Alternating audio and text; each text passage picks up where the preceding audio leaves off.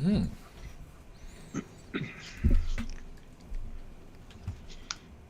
Welcome back, guys. We're Trekyards. You're you. And today we're talking about Prodigy, episodes 1 through 5. So no spoilers. I'm just going to put that out there. No spoilers in the chat. On that. Except for these episodes, of course. Oh, yes. So we're talking about episode 1 and 2, which is Into the Breach, parts 1 and 2. And then episode 3, Who Saves the Saviors. Yes. Episode 4, Temporal Mechanics 101. Yes. And episode 5, Observer's Paradox. So, which is ostensibly the first arc. Yes. So that should be fun. I have not seen any more Prodigy at all, so this is exciting since, let's see what happens. And I want to give them a real what could happen, before we know what happens. And all this would be not useless, of course, but we like the conceptual side of it. Part of our job here at Trekyards, isn't it? So I'm going to start sharing. Go for it. I want to tell you guys, 20 of you here. That's awesome. 10 likes. Hit that like button. Make sure that you help us out by hitting the like button. Super chat in if you can. We want to hear your thoughts, comments. We do read them all on the air, so your voice is important to us. So super chat in. We will read those. And also make sure you subscribe to the channel. Click the notification bell icon to all so you don't miss any edited or live content that we do here. So yes, looking forward to hearing what you guys have to say about this. Can we do the 5 episodes in 2 hours? Yeah, I think we can. I think it'll be fine. So anyway, yes, Matt, I agree. 100%. Anyway, hit the like button, and if you want to join us, there's a join button down there on YouTube, or head on over to Patreon/Trekyards is another way to support the channel. We really appreciate all that stuff. And also check the links down below. There are links to the Teespring and the TeePublic. Get yourself some cool Trekyards merch. If you guys know you want to check it out, go look. Do it.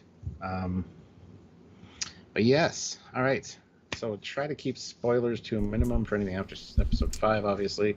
But we're going to talk about these ones in depth. So Far more structured than last time, which was a general and fun conversation. This we can get into the meat and potatoes. But of course, then some scenes will not have meat and potatoes because they are just what they are, right? Not everything needs a full breakdown because there's not much to talk about. So Stuart, what do you think of these episodes? Now you've digested. I certainly rewatched them a second time. What do you think of the first arc, having relived it? I'm assuming it was good. It definitely set things up to be exciting, and I'm looking forward to what comes next, obviously, because that's what a good TV show does. Yeah. The thing that just I lament about this is a show that was basically thrown away by CBS, and we were presented Discovery on a platter, and I don't understand why. Celebrated final season, and this show is much better than that season. Yeah. Exactly. Much better.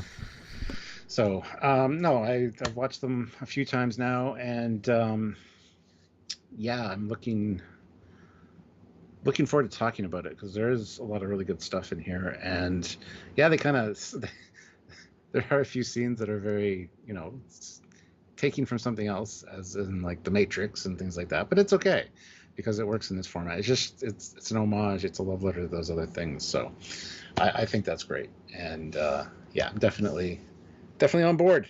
I think Aaron Waltke and everybody involved, the Hagermans, they did a really fantastic job, and they need to be doing more Star Trek. So make sure you watch it in the first 28 days. Go watch it all, and maybe we'll get season 3 from Netflix.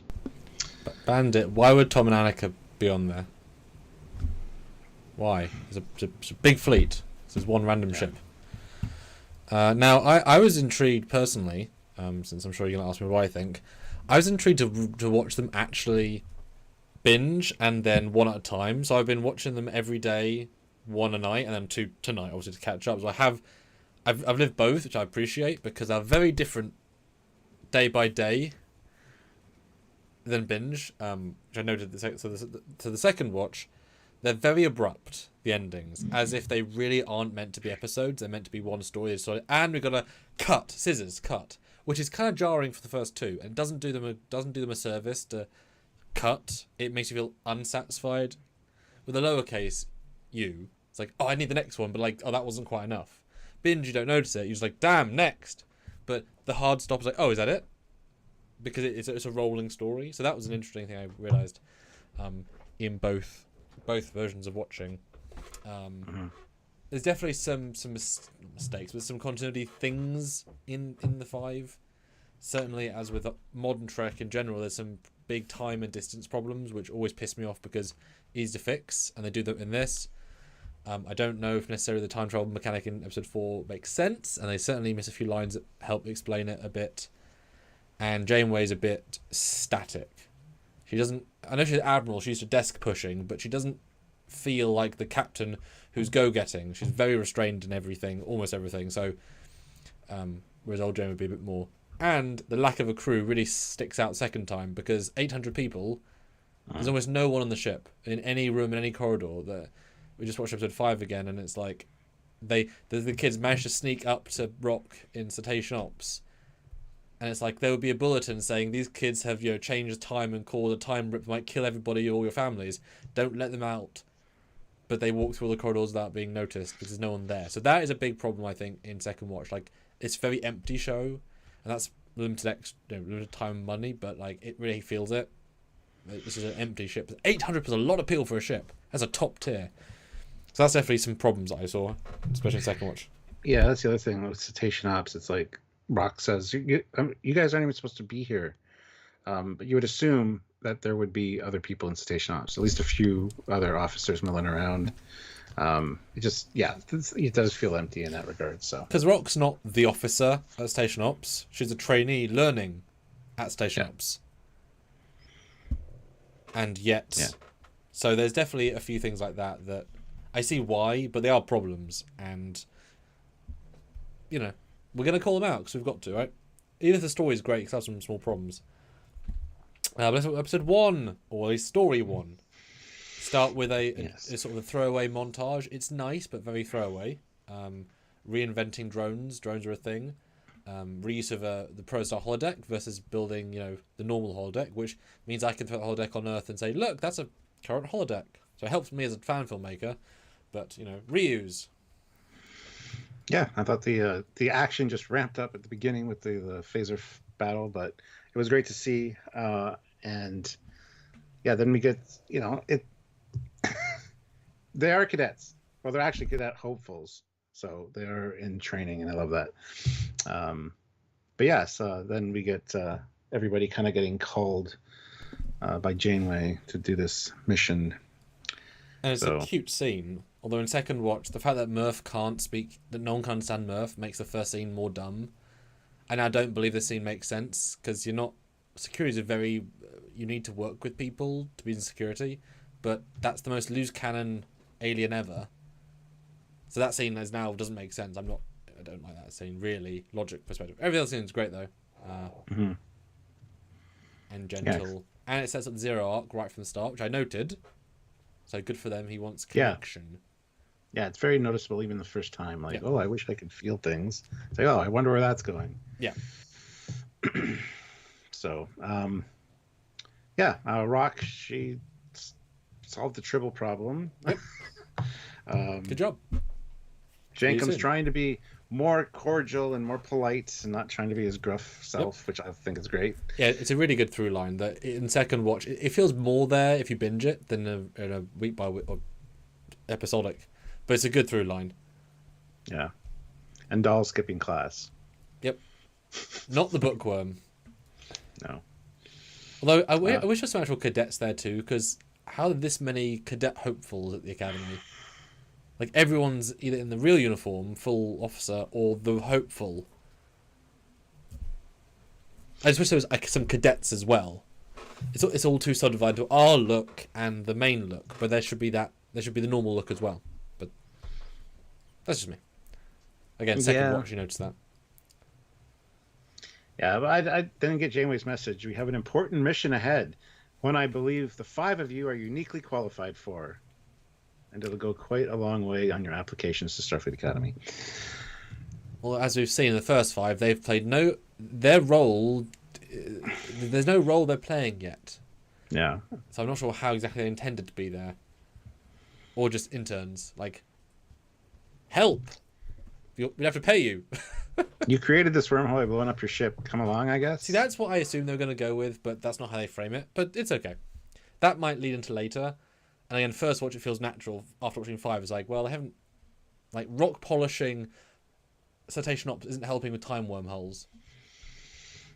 And neither is Zero learning medical. So those aren't things that are helping the problem. So slightly ill-framed, but that's okay. And you get the trailer scene, which is great. Yes. Yep. Doctor shows up to take him to Voyager A. And I love how he's like, Protostar, is in a thing right now. It's under construction. So think bigger. And I'm like, everything's bigger than at the Protostar. So My house is bigger. Yeah. Now, I do kind of wish this had been a surprise. If I hadn't seen this would have been a jaw-dropping moment. But because I'd seen it, I was expecting it. Small thing, but this would have been like, oh, damn! But it's a good scene. And I love his use of, I'm a doctor, not a... Because both make sense in the context. I'm a doctor, not a butler, and I'm a doctor, not an exorcist. And yes. There's a few. And no one knows who he is, which is funny. Well, yeah. He builds himself up to hero of the Delta Quadrant. I mean, it's only 130 of them. But yes, they leave an entirely empty San Francisco. Do you know what I mean? There's literally not a single person in that establishing shot. There should be lots of stuff happening. Oh, and you can totally tell the map painting past the building. Oh dear! Never freeze frame. Never freeze frame. Okay. Yeah. Temporal anomaly, Stuart. They keep saying it. I love it. Yeah. And it looks like my anomaly as well. This made me happy in all the ways because it's really similar. If I did clouds to my one, it'd be literally the same effect. How many ways can you do a wormhole? Time hole. Yeah, exactly.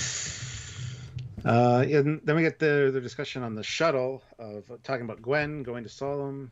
It's the recap. The first two are very recap heavy. This one especially. So it's a little bit. Yeah. Okay, we know it. But that's okay. Yeah. And the whole haven't you read Temporal Mechanics 101? That becomes an ongoing joke. Which works better second time because then it's a setup, not just a joke. That's good. I had a feeling it was set up the first time around, so it was mentioned so often. Well, but I mean, not for such a big payoff. I mean, because they pay this up for jokes, but it works better knowing it's a big plot element. But yes, indeed. Yeah. And then we get the reveal of Voyager A, the Lamar class, special class science vessel, refitted stem to stern. So, I think they went to this Picard season 3 school of wrong language. Because refitted means there was an initial class, the Lamar class is a refitted version, which means this isn't a new ship, it's a refitted ship. But that's not what they mean. They mean a newly built or newly designed. Yeah. So, continuity error again. They don't mean that. Stanley says Nova Squadron. Is that the new Red Squad? No, that's the old Nova Squad, which was in First Duty from TNG. Yep. Before Red Squad existed. So. The OG, yeah. No. Yeah. So latest technologies from their journeys and then some. 29 decks. Well, sometimes. 800 plus crew and 2 schools. So schools imply that there's families on board. Yep. Well, the Bolin does give birth, so... That's true. Yeah. So at least they need a nursery. Yeah. So that tells you it's an explorer straight out of the gate. Science explorer, unusual. Or at least unusual after the fact. And I will say, in the proper version of this, the crispness of the resolution makes the ship look a lot nicer. Because a lot of the subtle details just got blurred out in the trailers that we had to pull stuff from. So I appreciate it. It looks a lot nicer than it did originally. Yeah. Which is good. And then we hear that the Federation, rest of Starfleet, is busy with the Romulan evacuation. So Janeway learned that there was a captain needed for the maiden voyage, so she answered the call, as they say. I think does explain why there's not other ships in the season. Mm-hmm. And it probably explains also why Gwen was given a shuttle to go like 10,000 light years, or 4,000 light years. It's like, oh yeah, but it still doesn't work. But they do say that. So they knew they got there right away. They need the unnecessary antagonistic Nova Squad being dicks for no reason. Later it's funny because they do the thing with the Infinity, right? And then Majel is, this is your fault. It's not. He mentioned it. You got all fucking uppity and had to go check the hangar bay. And if you weren't doing that, trying to prove your metal or whatever, there wouldn't be a problem if you hadn't been an asshole. So it's Magellan's fault. It's not really Dahl's fault. I'm just saying. Yeah, he had to move it because she was coming. Yeah, exactly. Although I don't know how she got access to a classified restricted lab. If she's a pre-cadet with no access, and given that Dahl can't access the bridge, he's a civilian. They can't access the bridge either because they're. Yeah. No, but they're cadets. They're in the same uniform. Oh, I guess. I know. I want to say they're not pre-cadets because they have rank pips right. on there for Nova Squadron for their. Sorry, I was wrong later. I forgot. Yeah, they are in cadet uniforms, but not being cadets. That's what I'm. Yeah. Yeah. But anyway. And then Janeway doesn't talk to them because she's busy, and there's never a single moment until after they cause a problem where she's like, "You guys are important to the mission." Now the mission needs to begin first, but she never they're not that important. I want to point out too the scene where you go to the bridge. They pan over the helm officer. It's the same lady that's in the shuttle with Gwen. It's the exact same character model, and she's later on the bridge as on Voyager again. Is that the Bolian that's giving birth also on the bridge? She's in a if you look at it live. Yeah, it could be. Yeah. Because she's in medical. I did think she was weird. She's on the bridge. Wow, she gave birth right after being on the bridge. Crazy. And I think this might be another meta reference because it's Star Trek 3. There's like an Asian lady on the Grissom, but she's also on the Excelsior. And I think, pretty sure it's the same actress. So it was kind of I think this might be another nod to that kind of thing. I think that's just they had no budget for more people. I think that's pretty. Yeah, well. Because it's definitely a blink and you'll miss it kind of thing. It's just... We also get the redhead later that we see a few times. Yes. And she could have been in this spot instead because the next scene is... Yeah. Well, the redhead is in that sequence, just not there. I saw her a second ago. Yeah, she's there. Yeah, she's standing there, yeah. But yeah. Big bridge. Not a great bridge. Anyway, so yes, they launch, and it's like minute 6, right? Instantly we go. Now, I wish there'd been any sorts of ships around them. Again, very empty. Mars has no other dry docks. They have all these models from season 1 of the Akira and the Sovereigns. They could literally have cloned the dry dock and had 4 or 5 around Mars. Like, it's weird. There's nothing. Yeah. Just saying. It felt very. I didn't even empty. think about that till you said it. But yeah, that's a good point. It's a small detail, but this is the. I know the planet's big, but you're telling me this dry dock all the to the left. It's just something I would do to add a texture. Mm-hmm. This isn't TMP, and then they get impressed by a turbo lift, and that feels very ungenuine because they probably have very good turbo lifts and everywhere, and it's also a shitty little room, like it's a crap looking turbo lift. Sorry, it's a simple box. Well, we get an explanation for turbo lifts versus elevators, so there you go. I know, it's just a really stupid little moment, and giant, bloody giant. But the turbolift shafts look like shafts and not like caverns. Perfect. So. We almost get a collision. So almost. Yeah, twice. Yeah. But hey, that's what the computers are for, right? Yeah. But yeah. Oh, I kind of get the feeling we're never going to do any scenes in engineering. I kind of feel like they made this shot just to be like, look. Because no one's here as well. Like, there's no... It feels like a... Yeah.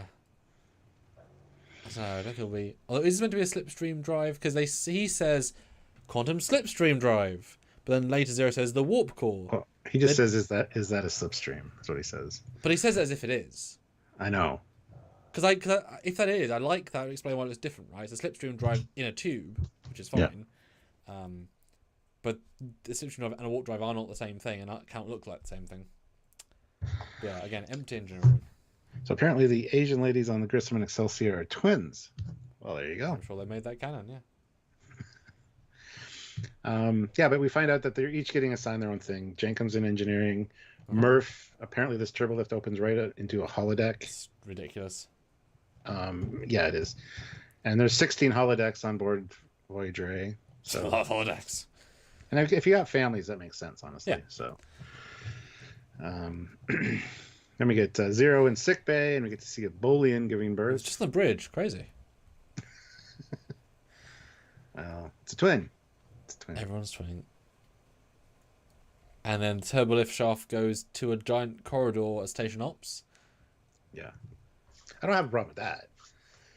I mean, I do. Station It Ops means would- that if the turbolift's are offline, you can't get there normally. Like, you need a corridor. Well, there's probably another corridor entrance. I'm perfectly fine with there being a turbolift shaft. There's with probably a this. corridor in front of them, isn't there? And we're probably not seeing either side. Yeah, that's probably it. Or there's probably just another access because there's a couple levels to Cetacean Ops. And I love that Cetacean Ops, by the way, they designed it like the original drawings by Rick Sternbach. The concept art where there's like people sitting at tables. It's kind of like a mess hall type vibe, but there's windows and you see the dolphins outside. Like, that's great. Well, I'm glad to finally see that. It must be such a palate cleanser to be able to go and look at water. I know that sounds odd, but if all you have is kind of brutally silver metal and black with some twinkles, anything's different. And real water, your brain knows it's real, right?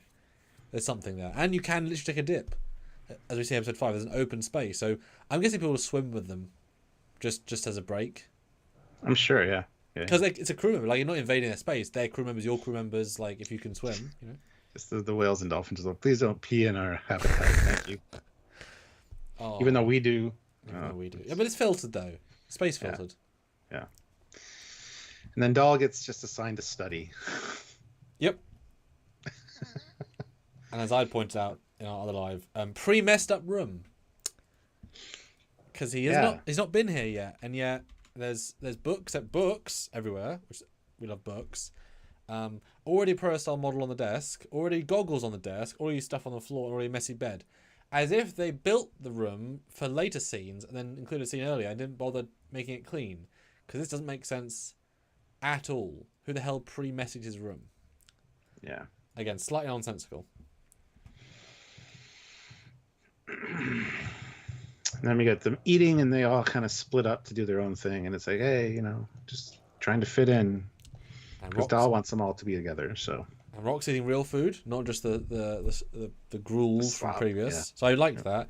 And they have a lovely food budget. They have good meals. They are not afraid to just pile stuff on. Yeah. And again, no one in the mess hall, as far as I can see. It's a very dead feeling ship. It's a big room, entirely dead.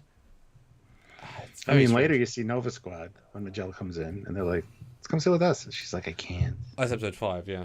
Yeah, I know, but still, it's still empty. Episode 5? No, it could be 4. 5. No, it's 5. It's 5. It's one where they're trying to figure out what Murph is saying. Right at the end, I guess, yeah. Yeah. But yeah, I like they're all good Starfleet people, except Dahl, who... It's odd, like, he's the one that really wanted this, and yet he's pushing most against it, because he wants to skip to the end, and he's not the kind of guy to want to do the hard work, honestly. So hopefully he learns, that he has to do the slow route. He's like 16 and no full training. It's like, dude, give yourself a minute, 30 people here, 23 likes. Get those likes up, guys. Super chat in. We want to hear your thoughts. Yeah. We want to hear what you guys think of Prodigy Season 2. We've been excited to #say Prodigy. We kind of did. So let's hear your thoughts on it, guys. Yeah, we're not here to talk in a vacuum. Welcome back, guys. Did you read the poll as well? I didn't. Do you want Prodigy Season 3 as the poll? Go vote. Yes, nah, or meh. Don't care, to be honest. Go vote. Yes. So then we get a conference call or a Skype call with there's one extra in the background. Okay. Yeah, there's one. Yeah. So he's talking to Gwen, and I love how I instantly thought, oh, the connection got lost. And he's like, I'm being vulnerable here. But that was great. Kind of get a recap of what's going on. Yes. So. Although I don't necessarily believe that he's able to communicate inside warp or slipstream to the Delta Quadrant in real time. Like, they couldn't do that in Voyager except through a wormhole. I know it's been years later, but to make that easy, like, just personal Skypeable from a shuttle, and shuttles are not big in tech. Yeah. So, now, that's what I mean. They do these things that imply heavy things that now you can just phone the Delta Quadrant and not worry about it. Like, it's not a big deal, And it's taking 6 months for the shuttle to get to the Delta Quadrant, by the way. Yes. Which is pretty quick. Well, it is. But also, they also kind of rendezvous them in the same, 4 hours. So any other ship would have got there faster. And it's funny because literally they could have lapped them, this Voyager A. Mm-hmm. But it wasn't ready to go yet. And they also could have sent the USS Lamar, because this is not the first Lamar class. So the Lamar also had Slipstream. They could have taken that. Yeah. Just saying. But it's a nice little chat. Sets stuff up. Effective. Mm-hmm. Again, lots of recap. And then... Get more of Zero wishing that they could feel what it's like to have a baby and feel the heartbeat. And while I like the Doctor sentiment, this felt quite forced, because we just got back to this character, and this has never been a thing, and now you're laying it on at a 10 out of 10 power, but it's like, build into this more. Yeah. Don't say the thing, because it just felt unnecessary. Dan Ben, member for 7 months at the Rico Benson, says, I like Murph. Yes. Murph is great. Yeah. Yes. Then the Doctor gets called away, and he's like, reporting to Shuttle Bay 3. I mean 2, because we only have 2 shuttle bays. Yes. I mean, not 3. Luckily, there's no crew around, so no one ever overhears.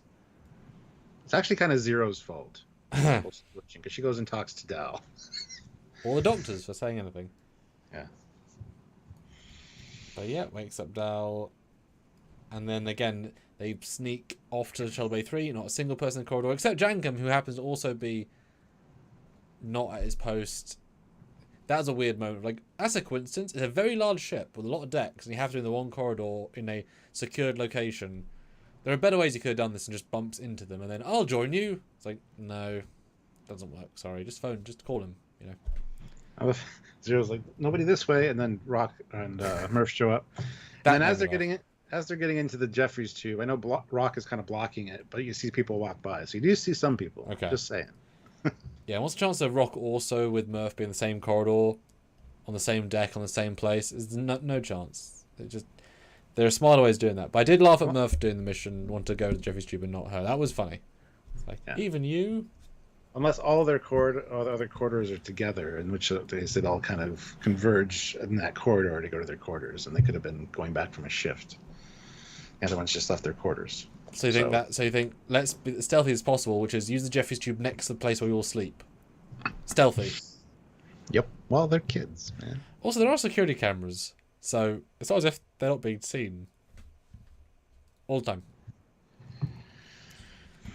But again, kids show, a little contrived, but we'll accept. Yeah. It's okay. They find Shuttle Bay 3, and they do say 10th time's a charm, so they've been looking around, apparently. Which does amuse me greatly. Yeah. Then they find the cloak ship. Yeah. By throwing a thimble thing at it. Just lying around. It's a tool. And given how big the ship is in the later episode, where they're fixing it on it, giant hangar. Proper... multi-deck, a good chunk of the secondary hull, because this is a giant ship, and the hangar is giant around them, so... Now, the thing that annoys me is the captain and first officer, and they come in, yes, and notice the drip. Oh, there must be a leak. And are Andorians stupid? Yes. Because if there's something dripping on the floor, you look up. Sorry. Also, what drips purple, translucent, glowing, energizing goop? It could be very dangerous. Maybe we should get this looked at now. It probably is very dangerous. But they tell about the mission, about the team that do it. They're lying to their crew. This is a secret covert mission, and the go look is an excuse to go do. And illegal tech, because they're not supposed to have a cloaked ship. Yes. Which is never brought up again. But at least they say it. And Jankum tells the audience temporal shields and all that useful stuff, because he can see temporal shields because they're exterior. Mm-hmm. Mm-hmm. Also, shut up, Jankum, because they'll hear you, because they will. Yep. But they don't.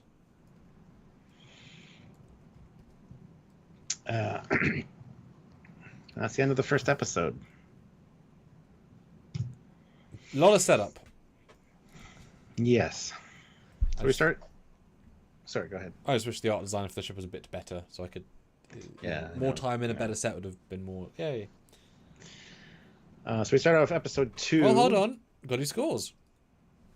Oh shit, that's right. Since we're never going to go back and do this again and not know what happens, might as well score as we go.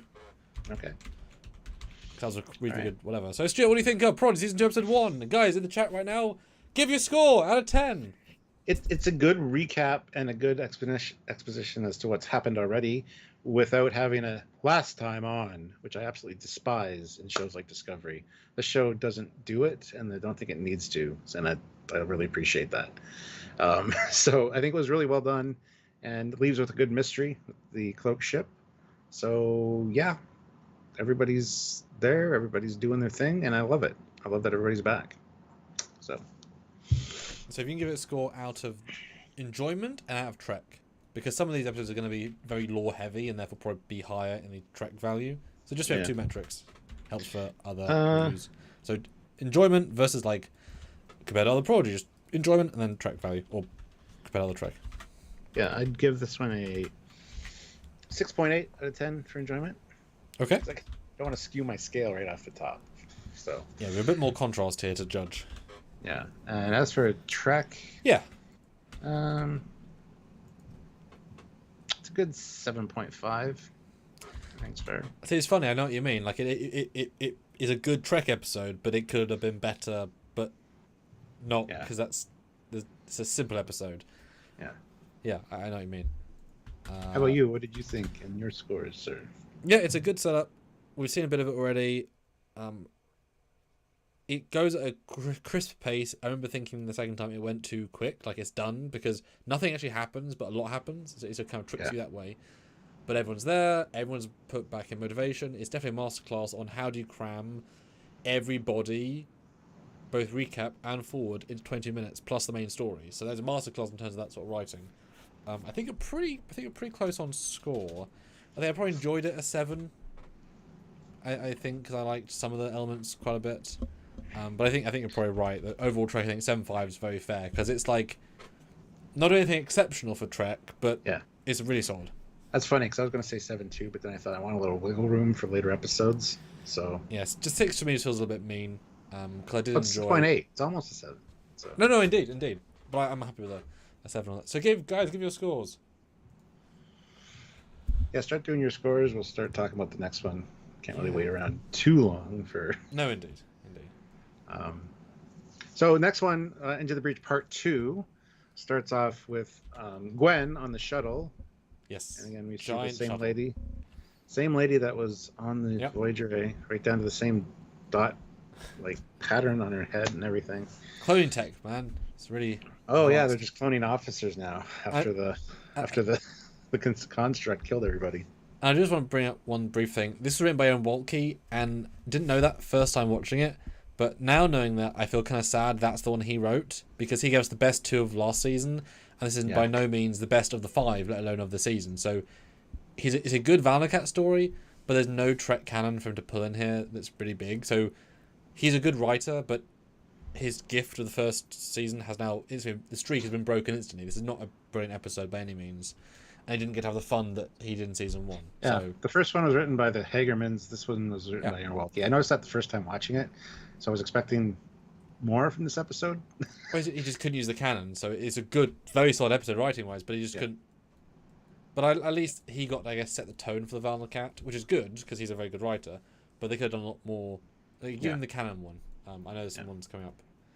And Olivia throws in $5. Thank you. First super chat of the day. Sorry I'm late. I love this season. Sam, please sound like Murph. I need a new ringtone.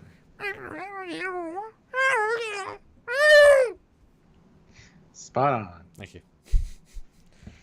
Just read out the scores while we've got them. Well, we got 9 out of 10 from Matthew. Okay. 7 out of 10 Stanley's. Devo says 7. Ozzy 9.9. Mom is at a 10 out of 10. Joseph says 8.6 out of 10. And we got Dan Ben with 7 out of 10. So yeah, they're all about in that area, except for Ozzy, who's like skewing the scale. But speaking of skewing the scale, what the hell are they doing sending a shuttle 6 months into the Delta Quadrant, poorly armed, 1 personnel, when any starship could do it infinitely quicker? She's done nothing in the meantime. This is the Delta Quadrant. Can you imagine saying that in Voyage? Like, oh yeah, we'll send a Type 11 or runabout to the Delta. It's not a runabout, like a runabout to the Delta Quadrant. No, you wouldn't. This is an important. This is the race that wants to wipe out Starfleet that killed about 5,000 officers in one afternoon, and Klingons and Breen, and sending a shuttle. No show. You have an Akira and a Sovereign and a Defiant. Have a Defiant warp out. Shuttle bay, shuttle comes down, go in, done. Yeah. Easy. And I have to kill a ship in a minute, but it's fine. Have it be the USS Kill Lower Solemn. It's fine. Just have a Miranda class. Just send a Miranda class. I don't have those. But, yeah. That pisses me off every time I watch this because it doesn't work. And I'm sorry for that because that's a flaw. But a new beam effect, which is cool. Yeah. A multifaceted. There's a few people on Solomon. Yeah. I mean, a giant open space that's like giant for some reason, and then people, yes. Yeah, I kind of like her speech here, though. She goes in and says, "I'm from the Federation, and I'm Vonnegut, but I love it. It's great." And then the twist of having Essentia there got there first, and kind of poisoned them a little bit towards. Well, she took a real ship. Exactly, she was there 5.5 months ago. 2 weeks ago. I bet even Dreadnought's faster when she was in a pod. Like, he's faster than the goddamn shuttle. Yeah. No, I give him credit. I love her uniform. It's really nice. I know it's flashback looking, but it's really crisp on her. Like, her Sensor's uniform, I think the art design's excellent for the Vinyl Cut world. It's just a bit too big and empty. It's style over substance. Mm-hmm. If it was smaller and more set-like, I think it would just be better, but looks great. Yeah. Good vibe. And she's so chill, the villain, Essentia, because she was the villain of season 2, ostensibly, to set up. She's like, it's all good. Yeah. And I like how it's like, you're not of Solom. Look, my younger self is here. And later, in the next episode, the younger self is kind of like, the look she gives her as she walks by is like, I don't agree with what you're doing. Yeah. Which I kind of love, because I think that might come in important later. But yeah, I mean, she didn't say anything either time, so I'm confused. You have to mention it, of course, as you should. But I wonder if they'll play a role later, because it's such a fun nuance. Properly young you, and we also get young dad in a minute. He's also great. But to have a proper young you who's so young they can properly disagree, because this is a peaceful society. This is pre-Civil War. We're the only people in the galaxy. This is a advanced, like, nice society until it all goes to shit. But yeah, this is a good scene. Yeah, but they try to seize her. Yeah, she escapes. Does a zip line thing. And if Essentia had just not thrown the spear, would have fallen and grabbed her. Yeah. And the edit is pretty horrendous here, as in she's on this cliff face, which you've seen in the long shot is far away from the window, like it's not close, and yet cuts from there to her jumping out the window, which doesn't work. And also, there's no armor going up. It's a really bad edit. All they needed is one scene in there of Essentia saying, "Stop her," and then we could buy that she's moved since then. Yes. Or like guards running through a corridor, and she's obviously moved. Yeah, it's a really bad edit. Because it just doesn't, the momentum is not right, and doesn't work. It's a bad edit, and also it's a really good moment for the trailer. Kind of wasted in the first, like it feels like that was a big beat that isn't a big beat in the story. Yeah, it's weird. Then she's down in the bazaar, and they're chasing her, and she's like, "Come in, I need an emergency transport," and it's like, there are 2 warships came out of nowhere, and then poof. Oh. Now, as somebody who's done extensive work with Valnacat warships, didn't like the fact there's a shuttle in orbit, because to see that explosion with a shuttle that small, that ship has to be literally above the city. It was in the atmosphere. It was in the atmosphere, yeah. Which is not okay, because that means first contact, which means you can't cloak. And she even said, "This is as far as I go. If you need me, call for help." And that's way back from the planet. Yeah. It's like, just hang out at the moon or something. Yeah, like it's fine if this is 10 minutes later she's flying in, you see the shuttle go in and it's blown up. But also the Dreadnought ships are so big, and once you introduce the fact they have got spaceships, which they do have, how is she not being scanned? Yeah. She has a non-planetary clothing, comm badge. She's out of time. Because she has... No, not yet. Like they should just be able to scan for her. They also know where she was area-wise. You know, scan District 7 for unknown materials. Beep, got her. Mm-hmm. But the fact she just can escape effortlessly in their home city. They've got robots that have giant laser cannon arms. And they have no scanners. Not a Don't you good think it's weird project. that the peaceful people of Solom have warships and transforming robots that turn into weapons? I mean...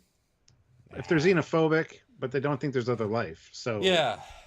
it's just kind of an oddity. We've honestly. got to break the rebellion somehow.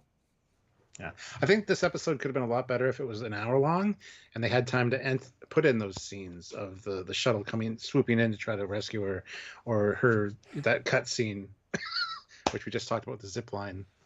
It seems like they're trying to get the story out and as fast as they can in the time they have, and I kind of appreciate that in a way. Yeah, because now we're doing, because in the first review we skipped all this, didn't we?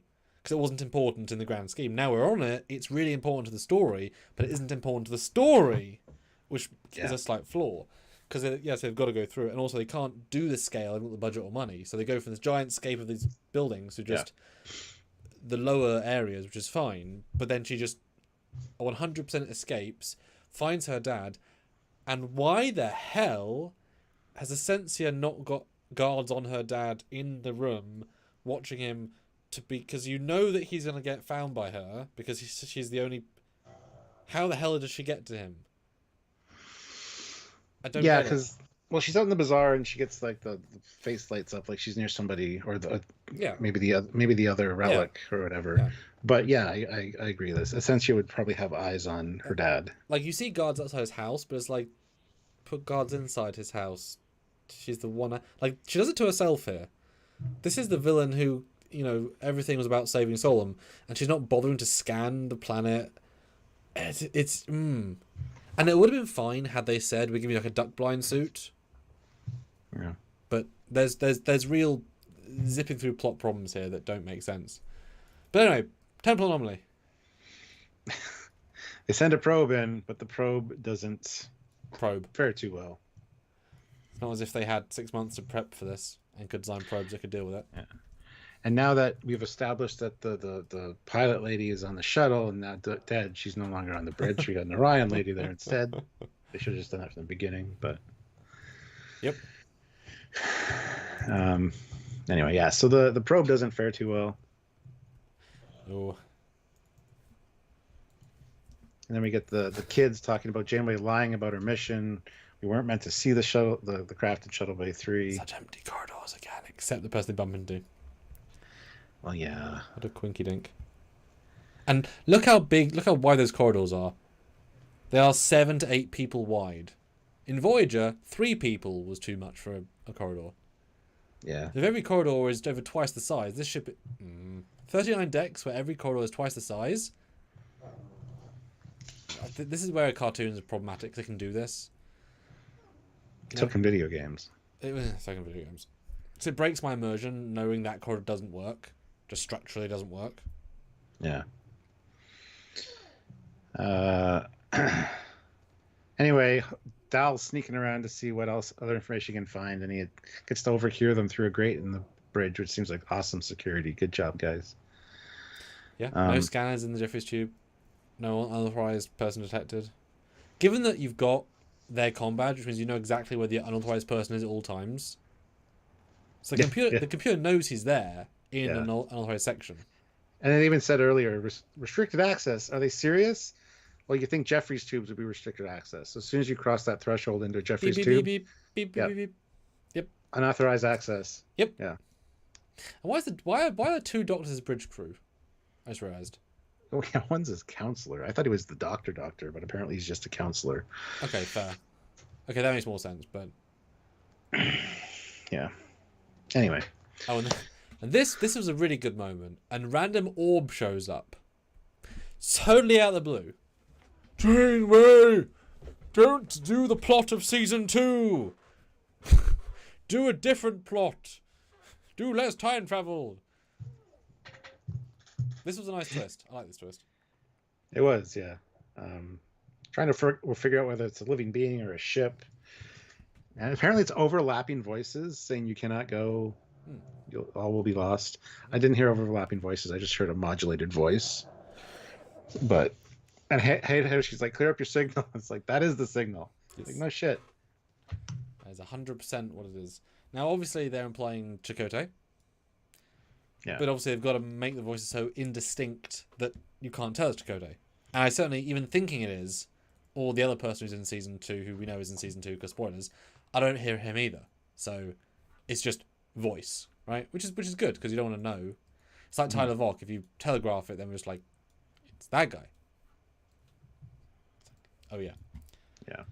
I love how Janeway even says, we have no plans to enter the wormhole at this time. At this time. Yes. She didn't lie. Yep. That's the thing. Well, the bullshit said, not true. You have a shuttle, a ship, and Dahl's going to steal it. What? It's already happened twice. What? Timeline bullshit. What? And then it disappears. And Dahl immediately comes down. And she's so damn calm about it. She's like, Dahl, not now. Yeah, now's a bad time for you to be breaking into the bridge. Where's security as well? Where's the guys that are like... God, if this happened on Enterprise D, Worf would be jumping over the banisters with his phaser. Lax-ass security. Given they just had a ball of energy appear, no one's on high alert on the bridge. No one. But the commander has to escort him off, and then he's like, I'll see you later in Shuttle Bay 3. Which is funny. I don't know why there isn't a hard edit of the door reopening and her walking back out. Shuttle Bay 3? I guess they sent the EMH, but it's like... They found it. Yeah. Why are you letting them leave? But okay, whatever. Yeah, but then the doctor shows up and says the Admiral wants to see you in the observation lounge. So. Okay, there you go. That's what Not a bad okay. account. Ah. $2. We need more discovery and Section 31 references. No, we don't. Nope. Take it So back. we're back on Solum. The empty Solum. And she senses her dad. Uh-huh.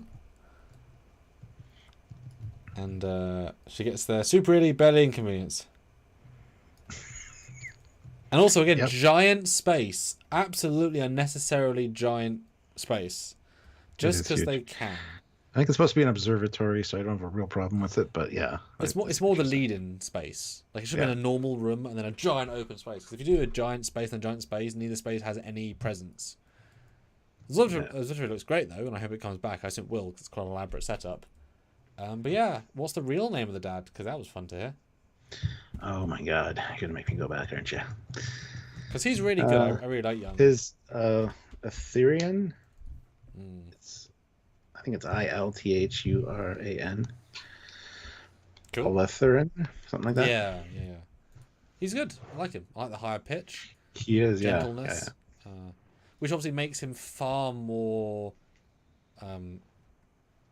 What's the word when it's tragic or a tragic villain? He started out very nice, pushed to be utterly, F-5,000 slaves.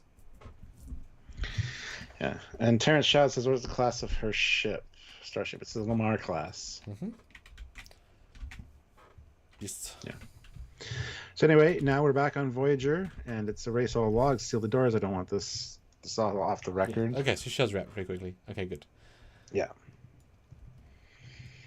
And she somehow got a black box from a time rip hole explosion pro warp jump shattered a million pieces. We have really good sniffer dogs these days. Yeah.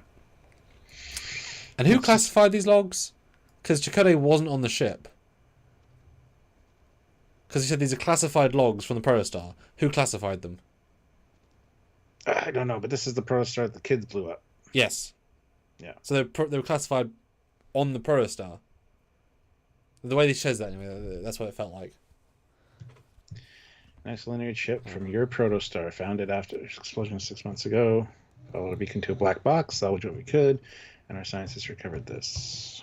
Classified security footage. Recorded in the future 52 years from now. Okay. And I love the various camera angles that the security footage has. It's very cinematic. Huh.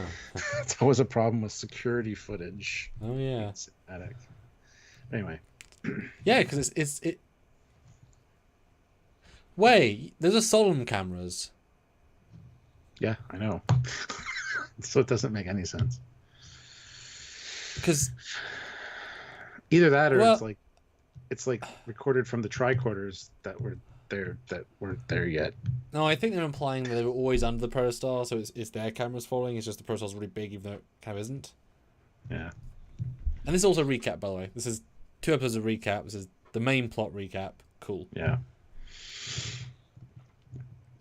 Yeah, so Chakotay knew about the construct. He didn't want Starfleet to be annihilated, so they were going to commandeer the ship, but his first officer fell in battle, so the next best thing he could do was just launch it. If only he had a phaser rifle. What's a disruptor rifle? What? It's a disruptor rifle. What? But tell Catherine I'm sorry. I may not be coming back from this one, but I'm doing this for you. Oh, Yes. to save her, I guess, but still. Yeah. Yeah, recap.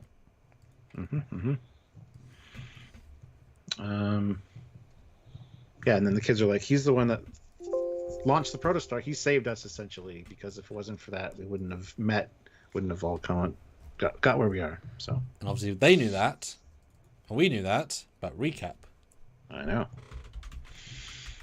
But I like Dal's realization that he is the actual one that was responsible for saving them, like, directly, because he saw it now. I like that. Yes. We're introduced to the Infinite with some fun orthos and a slightly misleading graphic, which shows them both, which is not how that should have worked. been the protostar go through and then them go through. Well, it should have been Protostar disappearing in the middle and then the other one going through, because that's not how that is working, but whatever. Yeah. And they have to wait 41 hours before they can launch the Infinity, because they have to wait. Because an hour on our end is the same as an hour on their end, so we actually have to wait for that event to happen. Aren't they lucky that the anomaly happened to be 6 months before the important events? They had 6 months to build the ship to go in. Yeah. Got to save it to yeah. It's 6 months, guys. Now my question is, what is there? It can't be, but what looks like, what does it look like on the other side of this wormhole? There's also a spinning vortex next to Solom for 6 months, next to a planet that's already got another wormhole. You can see it. You can see the next episode. No, that's the one that Chakotay goes through. That's the main wormhole. This is a new wormhole. There's 2 wormholes. Okay. Yeah, this is their wormhole. It's the one that the kids drop power from. No, that's the main wormhole. That's the original. And Jankum can see it, and he says, "Before we." I know what you mean. That's the original wormhole. Because that's the one the Protostar goes through. That's the actual main wormhole.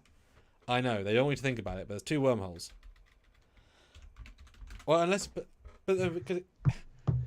but then that if it's meant to be the same wormhole, then but then the wormhole has 2 different splits in and out, because then We'd have to, yeah. So the Protostar's explosion connects to the same wormhole, but with a different temporal link. So it go 2 ways in, but then how are they sending comms through their? If there's 2 wormholes, one wormhole is into the past in the TNG, and one is into them in the future. One is an alternate time, one's a real timeline. Haven't you read Temporal Mechanics 101, Sam? And the ship wasn't cloaked, so how did they not? I guess they did detect them because they found them. Oh, I always thought there was.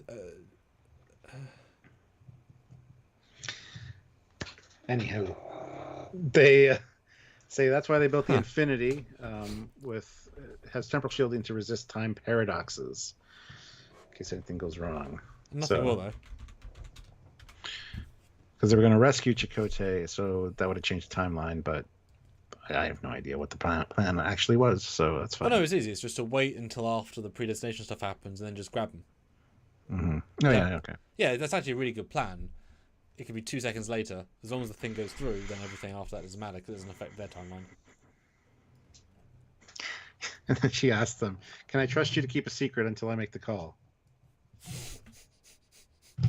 Probably not, but okay. Anyway. Then we get the conversation with Gwen and her father. And I love this because you didn't think I'd help you? I'm your father. Well, I knew you in a different time. Yeah. Was I really that bad of a person? He tried to kill me a couple of times, yeah. Yeah. But he convinces her, or she convinces him with the heirloom. Mm-hmm. So, yeah. Yeah, Exactly. It's nice. It's gentle. It's simple. Yeah, it's nice. I like his reaction too, like very joyful. It's astonishing. You are astonishing. Well, because literally his entire life has been searching for stuff, and now he's got a future daughter variant who's actually from the past, technically, as in from born a long time ago, I mean, and then proven life as well. But again, no one's monitoring. Although, because all this takes place over the course of only 48 hours, everything's kind of truncated. And there's also an odd line in episode 5 where they say her shuttle gets lost, signal lost, after they go through the anomaly. Which implies this is happening in episode 3. Yeah. Which is fine, but it means that technically her timeline is the same. And Terrence asks, can the Federation make a wormhole whenever they want now? No. It was because the protostar exploded. Yes. Doing a proto jump. That's created the wormhole. Yeah, because they overloaded the proto core to destroy the construct. Because they could have done that in episode 1, it would have been fine. But yeah, he says, I'm going to help. All is well. Now let's walk straight into the capital and no guards stop us. Oh, no. First we've got to go to the library. Oh, yes. With a very nice... I love Drenok in white. He looks awesome. Yeah, he does. Yep. Just the lore keeper he is, though. He's just basically a librarian. He's harmless. What about his laser guns? Yes, sometimes useful for looking at books. What? Don't ask. Then we hear about an ancient rite on Solum.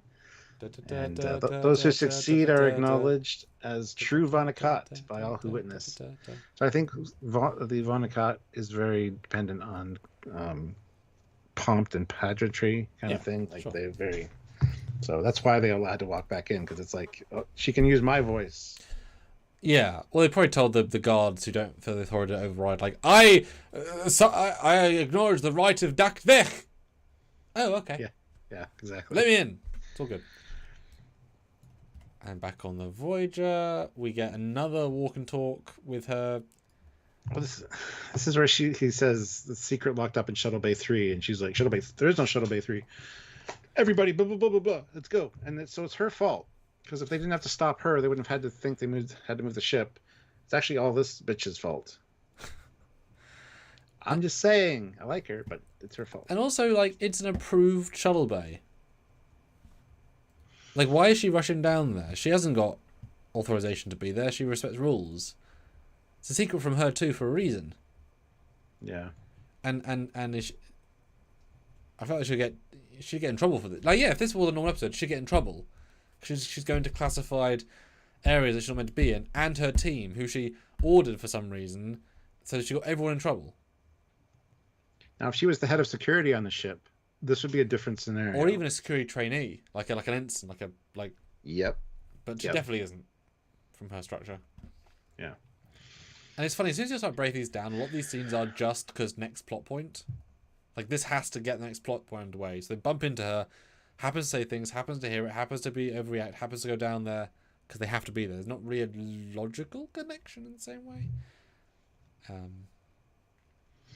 Yeah. Back in the Jeffries tubes, again, no one's stopping them, despite, breaking and entering to the bridge. But look at the Delta radiation on the warp core. Let's keep moving. Oh, I do love the elevator gag. It's all funny. Yes, we have a video coming out about it. An unnecessary open a circle hatch. To cetacean ops, I know. Let's stop and do this. We know it's not the right answer, but let's do it. So they've already been to Shuttle Bay 3. They know exactly how to get there. It's not throw me a little portal. But it's just to set the way up, which is fine. But it's like, that's not an organic way of doing that. Just saying. So they get there. Other kids aren't there yet. So they're like, well, let's move it. That way when they get here, there'll be nothing here. Why don't they beam? It's a good question. Because they have restricted access. They're not allowed to beam. I don't know. But they can just walk through every Jeffries tube. Yep. Right. But Dal finds it, and he's looking for a button, and he happens to press the right button to open the... I don't know how that makes sense in any way. It's not even at the doorway. It's at the side. There's a random button at the side which opens.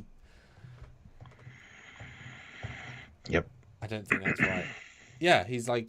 He's past the nacelle. Why is there a button on the nacelle to open the gangway? And decloak it. Because that's why. Like, why couldn't Rock like work out some clever way of tricording it off? But whatever, we're zipping through. Oh, and don't you love how oversized his L cars are? There's 4 buttons on an entire panel. They look ridiculous. That's terrible art design. Sorry. That's not how that's meant to be. It's daft. Anyway, there's a fight because they show up and they're trying to... Check so many violations here. It's a very quick scene, this. Really zippy. The pace is... It is. Now, although I kept wondering, if Murph defeated all of the phaser firing drones in the first scene, why the hell is he suffering against one cadet?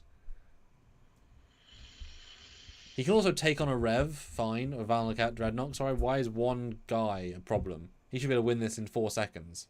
Yeah. Just saying. Chris Bruce is right. Yes, plot convenience. Absolutely. Yes. But we like talking about this kind of stuff. Yes. We treat this like a real show, because it is a real show. Yeah.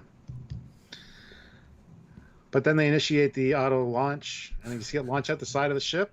And it's called like Janeway Wormhole 1 is what it's called, which I find amusing. Yep, secret hangar, which is only like 2 decks, but it's, yeah, fun to see though. Side shuttle bay. And Janeway is not pleased. They stole her one ship. Neither is the Bull. He is also unhappy. Janeway, I told you this would happen! Literally! I told you to do this. Idiots. Yeah. Yeah, the ship disappears, and they get... I love the seatbelt scene. Strap everybody in. But yeah. And guys, yeah, Super Chat's your thoughts. We've had 2 in an hour, which is not very many.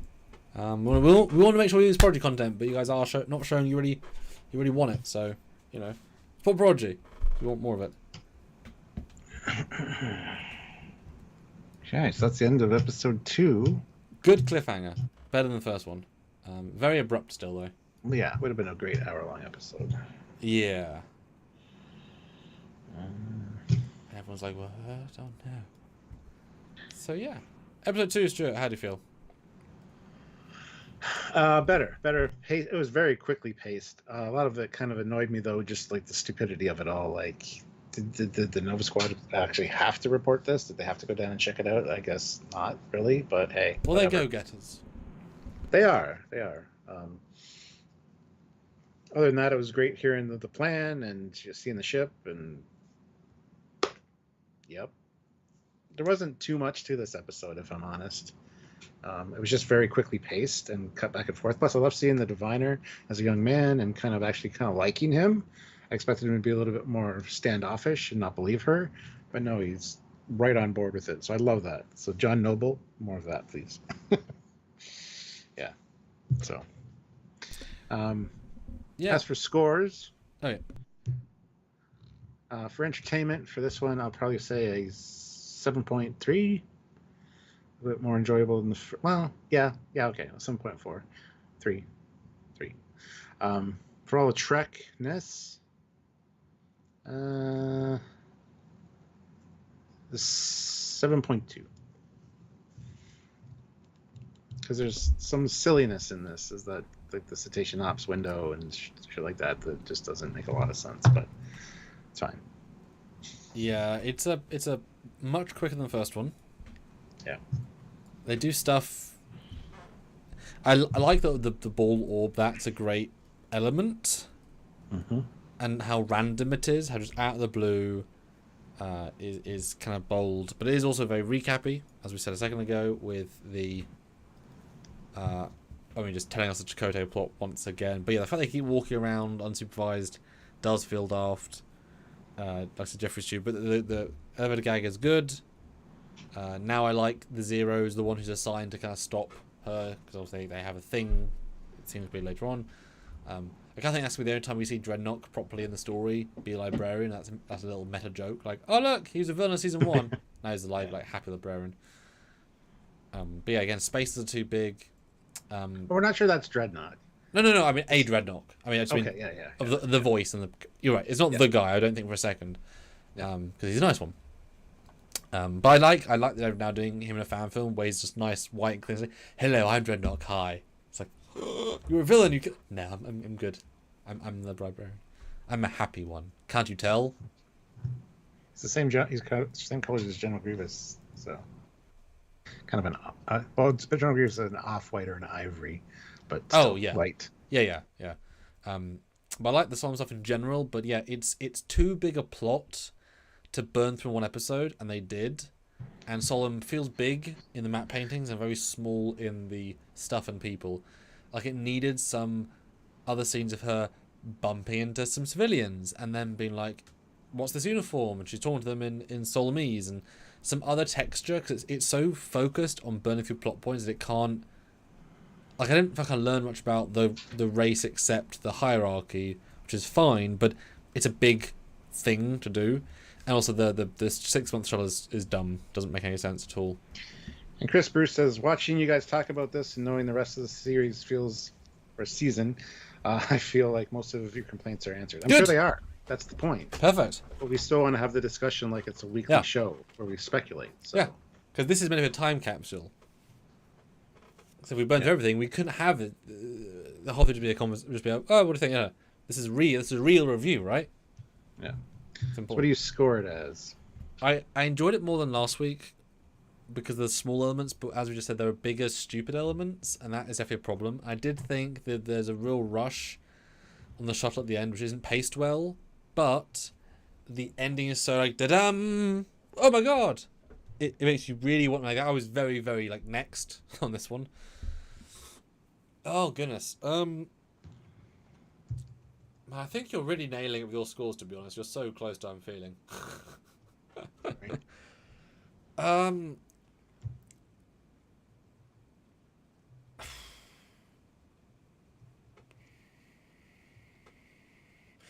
Yeah, I'm gonna be boring. I'm gonna join you in 7.3 for the overall enjoyment, but I'm actually gonna lower than you to 7 for all Trek, because the plot problems are bigger than they should be, especially for Aaron. He can write better than that, and there was too many problems, but they're all due to too much in one episode. But that's all stuff that was kept in that he knows better than to keep in, but he obviously had no choice. Okay, well, we got a super chat score. Thank you, Ozzy. So everybody, put your scores in for this second episode. Ozzy throws in $5 and says, "I give it a 9.8 out of 10." Mom gives it a 10 out of 10. Wow, so perfect episode. It's just great to have good Star Trek on to watch again. Yeah, but that's the thing. It's a kids show, so they don't have to make quite as much sense, and they're doing real plot stuff in half as much time as Discovery. So that's what's the problem here. For the same story in a Discovery episode, with their budget, it'd be a lot better, but more dragged out. But the pacing's amazing. I mean, it just burns through stuff so quick. Yeah. You know. It doesn't drag it out for 5 episodes like Picard or Discovery would do. I mean, you can't get less dragged out. I mean, yes, not what's happening per episode, but they're big, giant beats. Mm-hmm. So, like, it is so zippy. So we got Matthew with a 7 out of 10. Stanley's 7 out of 10. Thanks, and Chris. Joseph says 8.5. Chris says it gets better when it gets into gear. Well, I'm sure. It's just like season 1 was fantastic. So. And 7's still a very good score in the grand scheme, right? Yeah. Chris gives it an 8 out of 10. So. Although I do think we were giving Discovery some 6 and 7s and 1/8. I think this would certainly be, if you compare to that, this would be higher. Like way higher. Yeah. I think these would all be 8s if you were making it comparative. Yeah. Like no end in 9s, but like instantly in the mid 8s if you're doing Discovery comparative. But yeah, episode 3. So Erin, who now follows me on Twitter, which I wasn't expecting. I was like, when I post things that she's one of the writers. I think I said hi to her once. Great start through the time hole. I love the gay. They don't know what's happening, and she has to do a thing and seatbelts and stuff. It's pretty good. She's preparing for a crash landing. Yeah, and again, no waste of time. Boom, straight into crash. Not done. But I appreciate they know it's there because they've detected it coming down. The issue with that though is that they obviously know it's there. Why don't they go back to the ship, episode 4 and 5, when they've let Chakotay escape? the guards are crappy after the initial amazing. Just saying. That's a good point, actually. Never really thought about that. Because the ship hasn't moved, and they have to physically. Because remember, they retrofit the ship first and then move it, but it's in seeing distance of the Protostar crash site, which has been months. It's been months landed there, so they never once think, let's go check that other ship they came in. They might have gone back there. They don't think that in like hours. That's a big plot hole. There are a couple. Anyway, great shot of it crash. It's now blue, Stuart. I know. It got painted blue in the wormhole because it wasn't blue in the hangar. And just fire extinguisher, like flat out fire. Rocks and fire extinguisher. And they do say it's broken. Like, I love this in retrospect. This thing is gone. This thing is not what it was built for. She was no longer flyable. But yes, they realize they're on Solom, and they say, well, Gwen's here about 52 years ago. Yes. And they see the Protostar. And then we cut to the Voyager. So Voyager, it's they've gone in too early. Yeah, no shit. Yeah. But yes, so good conversation on the bridge. But the Infinity was the only vessel to withstand the rigors of the wormholes. We can't go in. I love the limitation. It took 6 months to build the thing that could withstand it safely. And what can we do? And then Janeway's like, well, who's responsible for this? And Rock's like, I tried to stop them. Al couldn't turn it off. He's like, oh, Jesus. And how did she get through the security knock of not allowed on the bridge? Took the turbo lift. Exactly. So now they're deciding what to do. Dow's like, we got to save Chakotay. He saved us. We got to do the same. Yeah. And it's like, we can't do that until the Protostar launches. Then we can save him. Yes. So a little bit of, again, rehash, but that's fine. Solon, real not nice looking. I like the look. It's pretty not nice. Yeah. You get Jankum there. You can see the thing, the anomaly in the sky.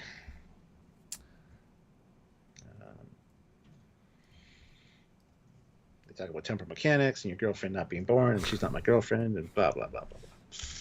And apparently, the Protostar is going to set to launch in 4 hours. So they have 4 hours. And then they strip. They disguise themselves, yes.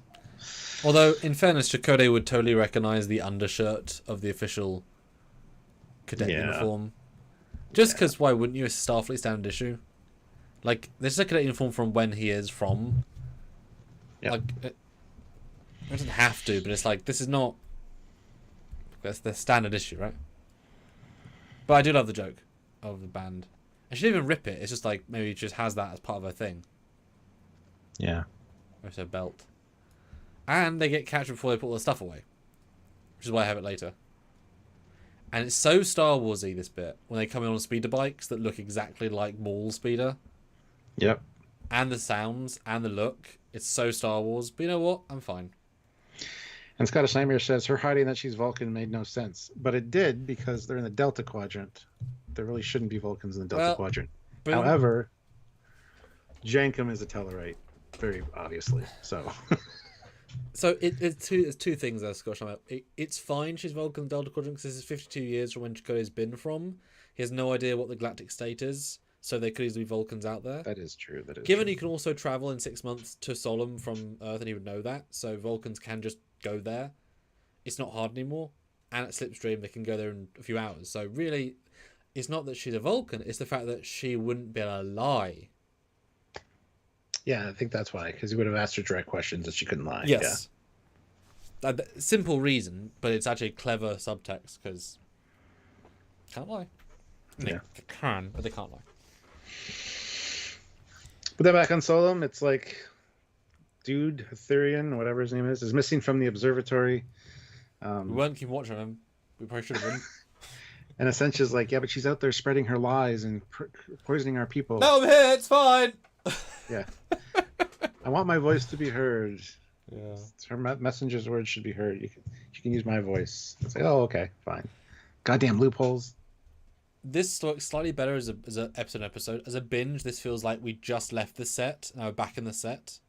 Yeah. Slightly, it's fine, but it's just like, this was 10 to 20 minutes ago.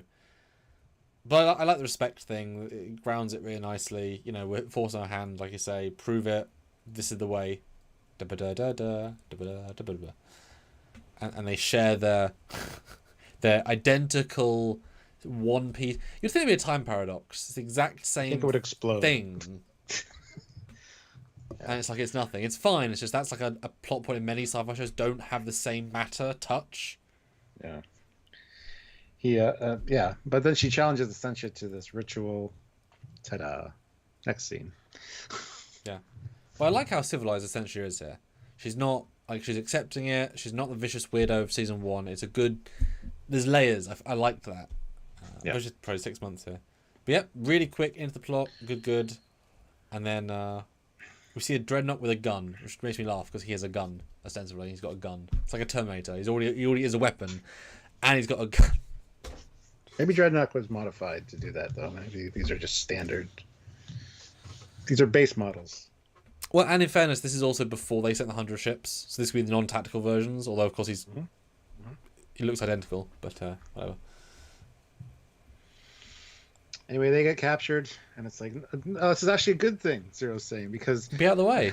we don't want to run into Chakotay. He needs to send the Protostar off, and it's like we'll be safe in prison. You mean that prison? It's like, oh shit, didn't think they'd put us here.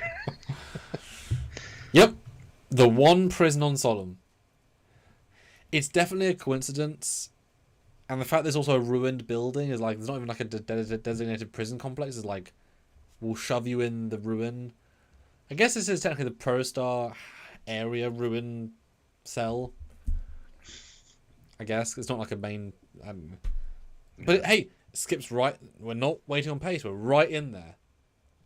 Zips along because I wasn't expecting to meet Chakotay yet, or in a more grand way. It's like, hello, I'm Chakotay. Hi. And my uniform, impeccable. Beard in months. Yeah. Starved, impeccable. Haircut, impeccable. No beard, impeccable. God damn it. Really good point. He's getting daily haircuts. The Solomites were like, yes. Oh, the Dreadnought's like, Please never say Solomites again. It sounds too much like something else. See, I really wanted to see him in. I know we always saw him in the previous flashbacks, but in like tattered uniform, I think it would have contrasted better. Because then because the fact this whole episode is about him just saying, "Help us, guys! We trust you, you strangers." If he had been in tattered clothing, it would have felt like he had no choice. He's so put together still that like. And how generous they let him keep his comm badge. Every other time Starfleet gets captured, they always take the comm badges. To so much so that like I said, Sylvie and I were watching Deep Space Nine, and they took the comm badges, but they didn't take the rank pips. And I'm like, if Starfleet was smart, they put tech in the rank pips because those very rarely get taken. Sometimes they do. They do. And if they were smart, they'd put in underpants too, little pockets to anti-theft tech. Now the big question though, Stuart, is where did Birdman hide a giant tricorder? Under his wing.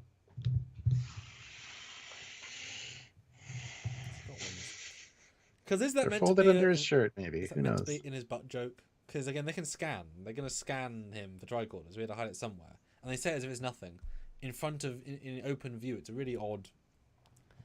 Yeah, this whole scene I don't love. It's structured not that well, and it's not written the best. But it's a very hard thing to write. Yeah. At this pace. Yeah, I was able to hide the tricorder before a capture. And a blanket, I guess.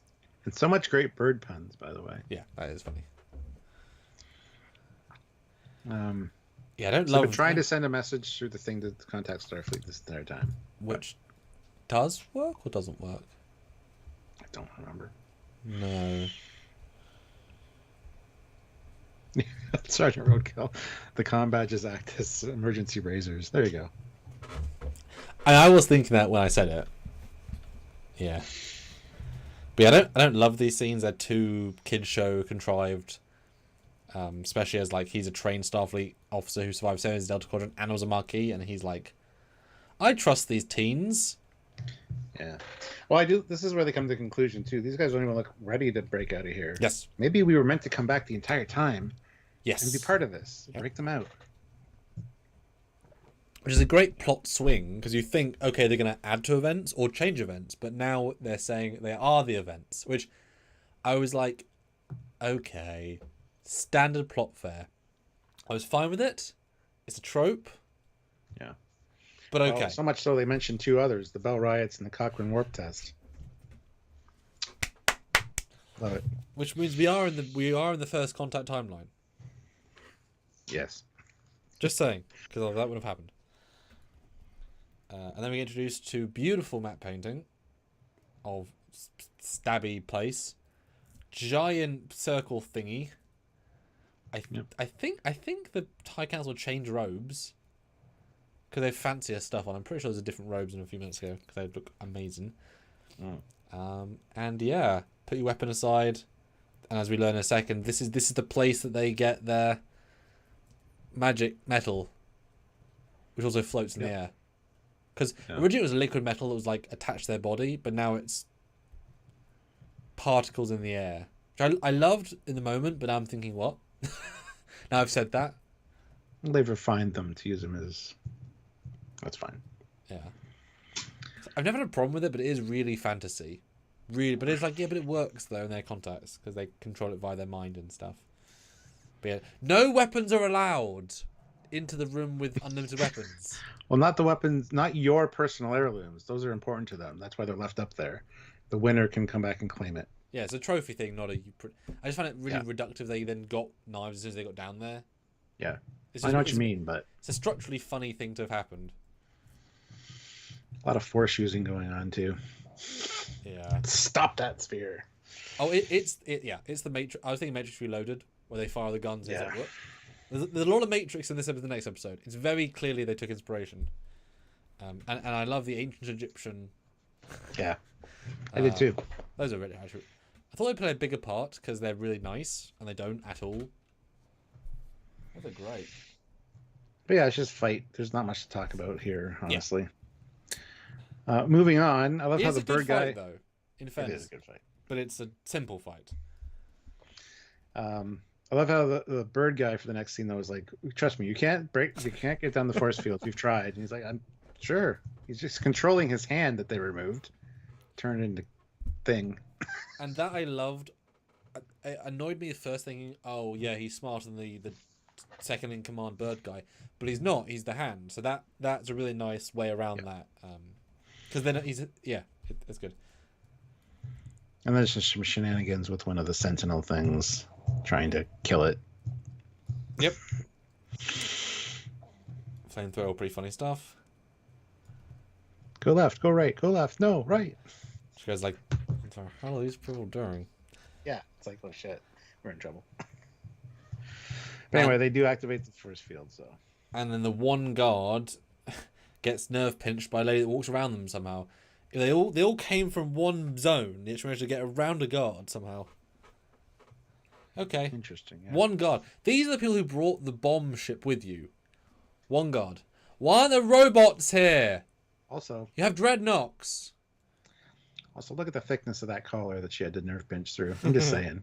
That's pretty brutal. Look, she won the nerve pitch contest on Vulcan 19 years in a row because she has that much claw strength in her hand.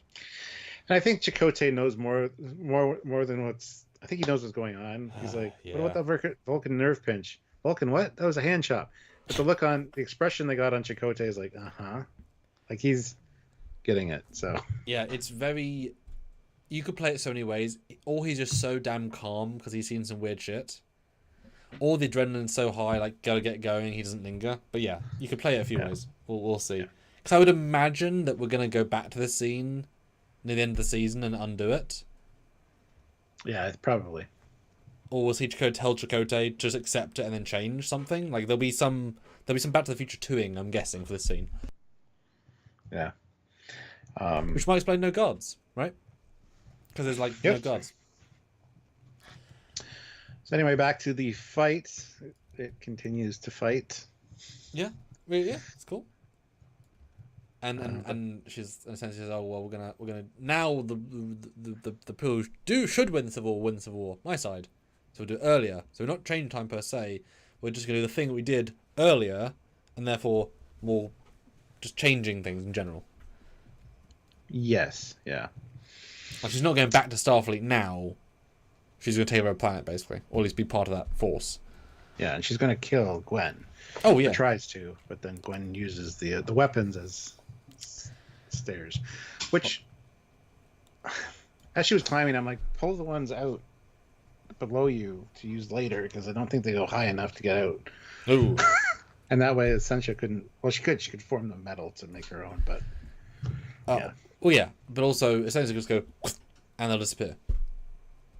Like, they're not formed that way in infinitely. She unforms and reforms them. This is her metal. It's fine. It's fine. It's just a cool thing to do. Yeah.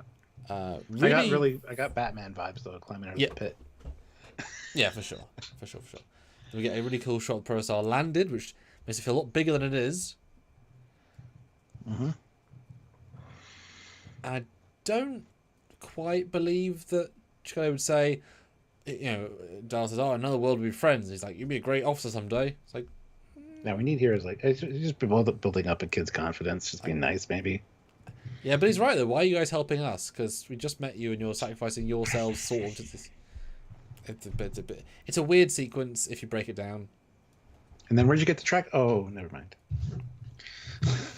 And why are there no guards between the guard prison cell and the tech that was taken from the people who was next to the ship? No guards in between. Oh, there are guards. Well, there are. That's why they need the distraction, because there's No, in between. How do they get there? How do they know dreadnoks who are giant? And how do they know spiders? If the diviner can have like 45 spiders and guard spiders, why are there no spiders here next to the weapon? I guess it's your home world, so you have to guard it. I guess that could be the conceit, but you know there are intruders here. There could be more. There's no one here. Yeah.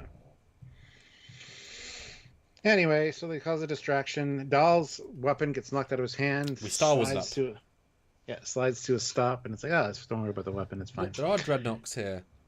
I know. 3 of them who can become spiders and go or laser. Like I said, maybe these ones can't transform. Fair. And I like the fact that they know for a fact that the phasers do nothing against dreadnoughts. They're still trying, and the beams are so pathetic. But it's a beam. It's not a choo-choo-choo. Yeah, it's a beam. SBS Guru 2000 throws in £5. Thank you. 5 euros. Sorry, 5 euros. Maybe it was a predestination paradox after all, just one involving multiple timelines. Could be, yeah. Don't know if that's a thing though, because that involves multiple universes being destroyed as well. I can see the exact same thing playing out, and it was they were supposed to be there to help him escape, and they're going to come back and beam the disruptor away before anybody realizes that it's on the ground. Yeah, you just need 4 different timelines for that to happen. Yep. It's a lot of stuff. And it's amazing that they build phasers to withstand phaser beams. Because that's a strong phaser to last a phaser blast and then still fire. Just saying. And they don't chase these people. They can see them speeding away. They could say, Dreadnought 74,477B to Dreadnought 74,700C. Scan Sector 7. I see them. Great. They're on our speeder bikes. Follow them. They've gone to their ship. Yes, they have. Get to them. They escape flawlessly. And there's no tension when they escape either. Like, none. They're entirely escaped. And then binocular distance from the protostar. Like, they're in visible distance. There's no tension. It's a very odd pacing choice. Yeah. Anyway, Birdman gets hit. That's supposed to happen. He'll be fine. That happened before. And then, oh shit, that disruptor wasn't there. Can't be that bad, can it? No, it can, because they got on the ship and left with the ship. Gun confidence, eh? Having a gun does all the stuff. Also, given that phasers can't hurt dreadnoughts, it's just covering fire, but dreadnoughts aren't, they're not being hurt, so firing a dreadnought isn't going to stop them from firing back. So it would make no thematic difference. Just so. Yeah. But yes, he gets aboard the ship, no dreadnoughts chase him, no one beams in, he gets through the ship, no one does anything, whatever. But he's finally in the captain's chair, and he disables autopilot. And then there's an angry beeping. And that's because chronoton emissions are spiking wildly. Tachyon irregularities, like something's been changed. The timeline's been disrupted. That's a great wormhole. Yes. is real bad. And then Gwen would have made it out, but she started phasing out of reality. So her hand passes through the thing, and then she falls, and the thing cushions her to a nice soft. It's amazing how non-linear time works linearly. I know, right? Why does an event in the future, in an alternate timeline, which is not happening at the same time, except through a wormhole, as it's also in the future, affect her in the exact same moment in the present? Because haven't you read Temporal Mechanics 101, Sam? I have. It was not as clear as that. Oh, okay. Anyway. Yeah, it's funny. And they say later on she's unstuck. She's now a Schrodinger's person. She both exists and doesn't exist all time. That's a whole new thing. We've never seen anybody who's existing. They always just phase out of existence. And can I briefly credit myself for not knowing? This is almost the exact same effect I chose for my out of phasing in my Prodigy fan film series. Oh, nice. Like it's almost the exact, like it's the same red, green, and blue phase. It's just their one has a blue as the final color. Mine just doesn't have that. So I could easily change mine to match this without like maybe 10 minutes per shot. Like, so I've accidentally same idea. It's great. Yeah. Anyway, long story short, Gwen falls and it's like no, and then Essentia is like, For Solemn. Yes. I guess I rule this now. You are my people. The end. The end. Of episode 3. Yeah. So guys, put your scores. The Stuart tells us Final Thoughts episode 3. Yes, putting your scores, super chat scores would be great. I'd love to read some super chat scores. Please do. Any. Give your thoughts. Yeah. So this one was not as good for me for the Gwen stuff. It was just a lot of fighting. It was fine, but it wasn't super enjoyable in that regard. However, seeing Chakotay and his first officer interacting with the kids, I thought was great. I love the whole temporal, predestination paradox thing. I loved all of those scenes. The Gwen stuff, I could have done without, but I get it's part of the story. That's fine. But it just seemed like a big chunk of that. And the title, even Who Saves the Saviors, it felt more like at least the Gwen stuff felt more like a standalone episode as opposed to part of the whole, but it definitely ties in later. It wasn't as enjoyable for me as the other two, except for the Chakotay stuff. And just in episode 4 Corrupted, so there is no files for episode 4. Do you want me to send them? You can try. All right. Anyway, so yeah, score wise, let's see. Score wise, my enjoyment factor would probably be like a 6.2. Okay. Or the other one. That's not even fair to say though, because I did enjoy the Chakotay stuff because it's great to see him back. Which will add to my Trekkiness score, I guess. And bird puns, remember? Bird puns. Oh, the bird puns are great. All of Trek. Oh my god. Because, like I said, the Chakotay stuff is really good. He's great in his few scenes. Yeah. Recaptured it in I'll go 7.5 for that one. Okay. Cool. Yeah, for me, I'm torn on this one because I think conceptually I like it more than the other two. Because I really like the twist of it not being a predestination paradox and having that genuinely hit me the first time. I like the fight. It's a good fight. It's just not the best thing ever, but it's for what it is doing, it's doing it very, very well. The Birdman stuff's good, Chakotay stuff's good, although confusing, although the escape bit, as we have problems with, is daft, many plot holes in that. Now, of course, if they retcon it back at the end, which they could do, that Future then went back and dealt with all the guards in a failed timeline. I mean, you're kind of creating really weird parallel things there. But so at the moment, it's the most plot hole filled by a substantial margin, but it has a lot more Trekky fun stuff, like the Voyage Home thing. Oh yeah, a lot of references.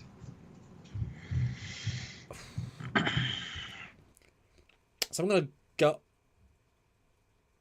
reaction this one. For your enjoyment factor. Oh, I think this one will be different by the end of the season because this is the point that changes everything, right? It's the most important episode in the season, probably from a technical standpoint.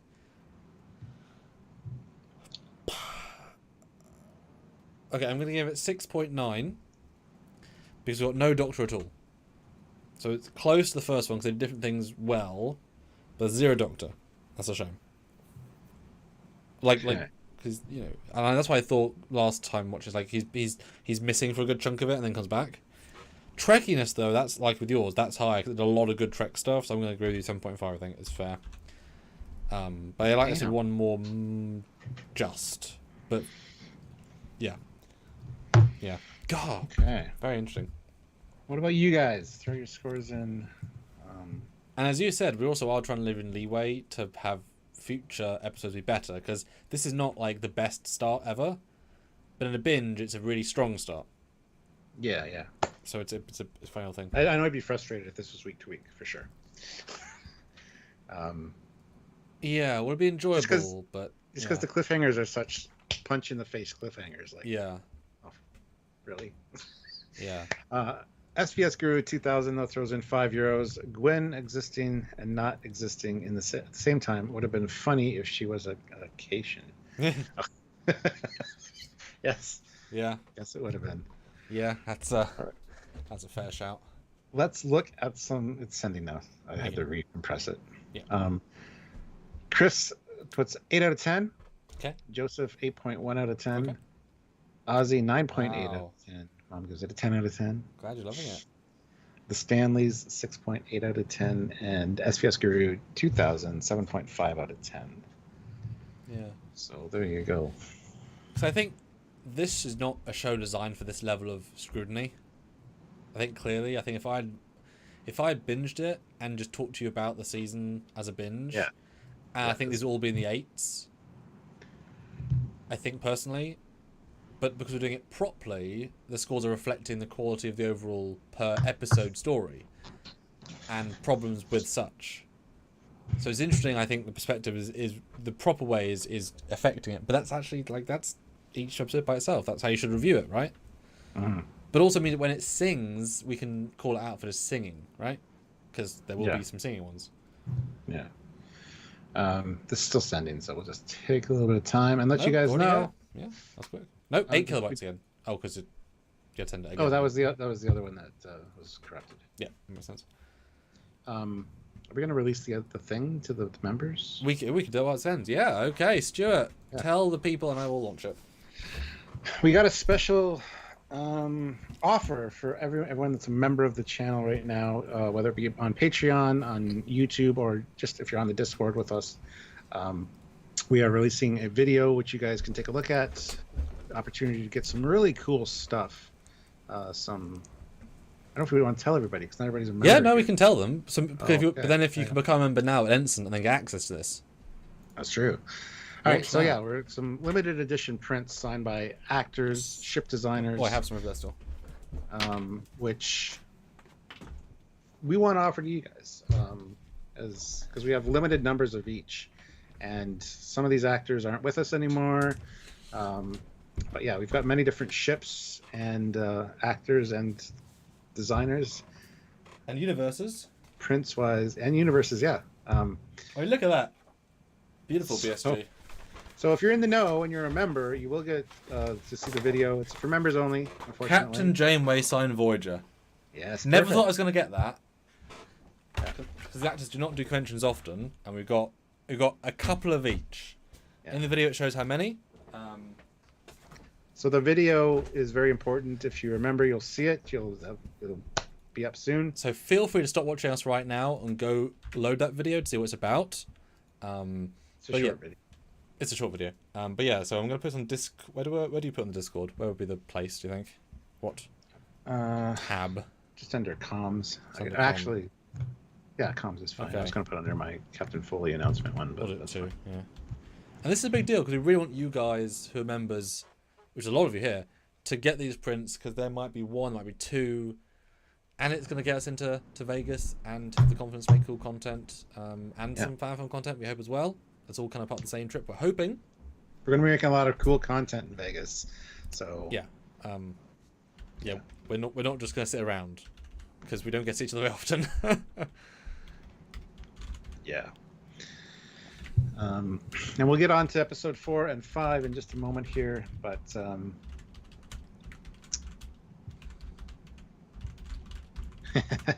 well, Neil Hammersmith, you'll have to ask Hypno Amber about that. And they're not my pasties, they're Sylvia's. So what? Everybody's like, what? So yes, if you're a member on the Discord, you'll be able to see the link, as well as it's a members only release on the channel here. So if you're a member, you'll automatically get to see it. Same with Patreon. I'll share the link over in Patreon after the live, so that they can all check it out as well. And it's basically as simple as emailing us, telling us what you're interested in. We'll let you know what's going on with pricing and shipping for that, and then we will get those off to you. Yeah, they're all in hand, so they're ready to send off. And if anyone's like, we love this idea, we want to get an actor at Vegas, we offer that as a possible, because maybe there's an actor in Vegas that's like, yeah. And I mean, I absolutely love these prints. I mean, I've said it before, but these are so clear and crystal clear, and people have them on the walls, and they're so anti, like this. Look at it reflects a little bit, but like, yeah, they're so anti-glare that they hold up so well in a room, and they're crystal clear. Like, they're so good. You can zoom in on them, like, whoa, detail. Yeah. Like, they're more detailed than you normally see these ships. Yeah. Many people have had them framed, and we see them up in their offices and stuff, that have bought them in previous campaigns and stuff. So definitely worth it. And a lot of them are numbered or like limited, because like there's a Deep Space Nine signed by Renee Abenois, who's no longer with us, unfortunately. Yes. Yeah, there's a couple that I'm kind of sad to lose in a sense, because we can never ever get them back. But we really want you to have them, and also to help us get to Vegas, because it gets us to Vegas. So Mark Lawrence throws in a $10 super chat. It says 9.5 out of 10 for me for these episodes. Almost missed the live. Was driving in Los Angeles. Well, thought you could make it. Oh, looks like the live is spinny. I don't know if they can hear us. It is now having a hiccup. Let's lower the bit rate.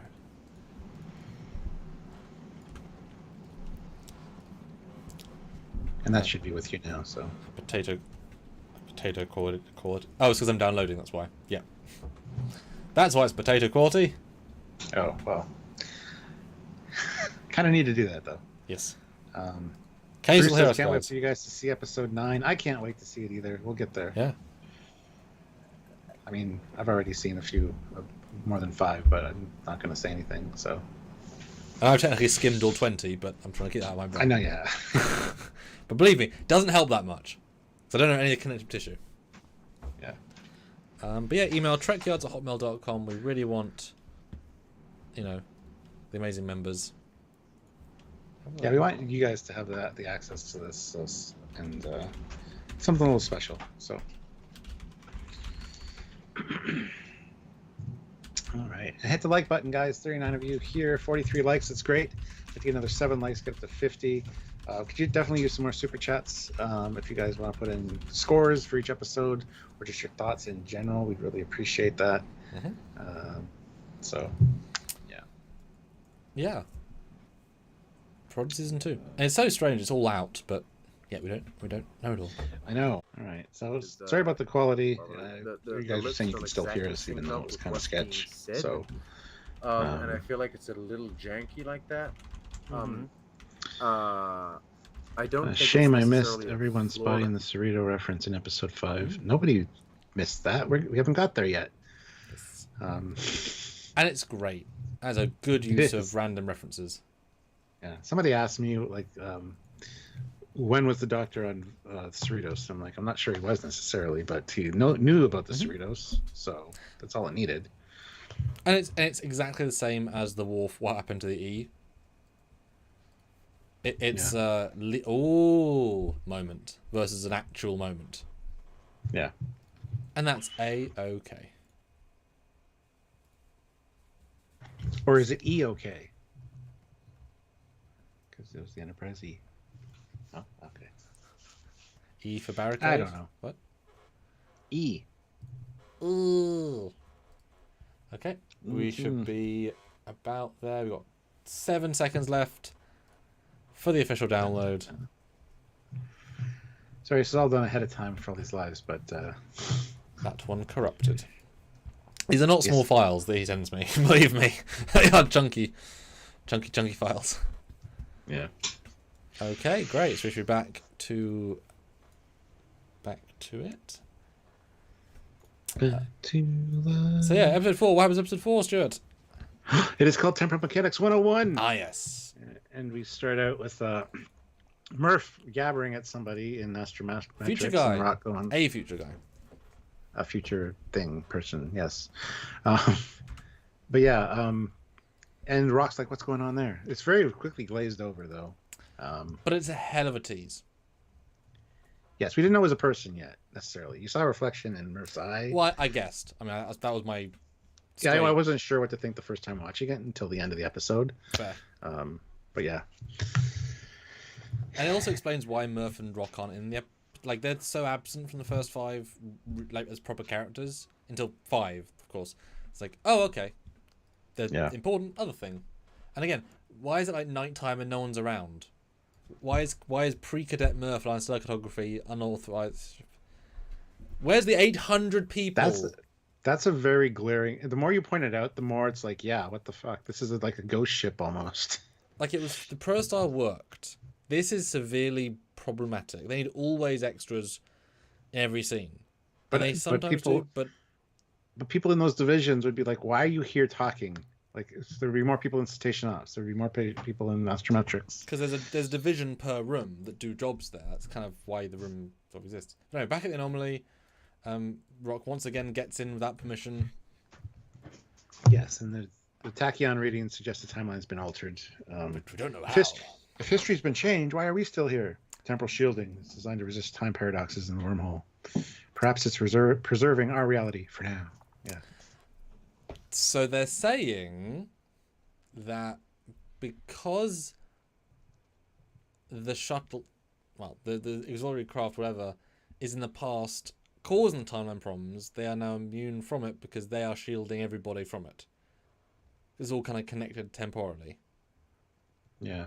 Because we know for a fact that Starfleet's not being affected because we see episode 5. They talk to Earth. Earth hasn't got temporal shields. I mean, they might do, but it seems odd that, like, he'd be more concerned if buildings are disappearing every 5 seconds. So clearly, there's not there's not planetary temporal shields. Or is that would ruin the temporal Cold War instantly?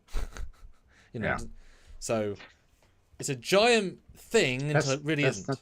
That's not to think too much about it. Yeah, yeah. But it implies the shuttle is what's keeping timeline intact. There's a slight convergence of, well, they're there doing this, therefore we are here doing this.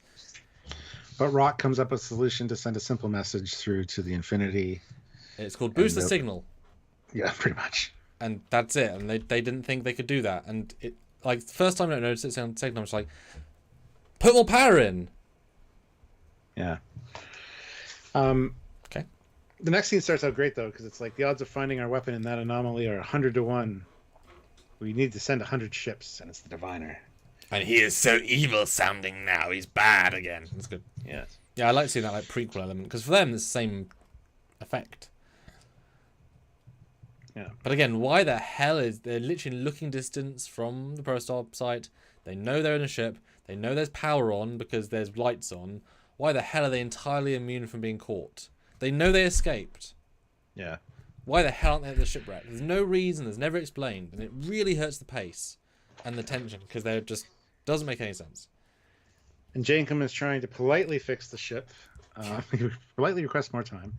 It's like, time's what got us into this mess. And then Magell turns around and says, actually, it was because of you that we arrived here too early. It's like, no, I've said it before. It's your fault for being an uppity. Had to, like, go see what was in Hangar 3. Mm-hmm. Anyway, whatever. So then, they get a message from Admiral Janeway. Long story, but yeah, we basically lost Chakotay in the wormhole. Soz. Yeah.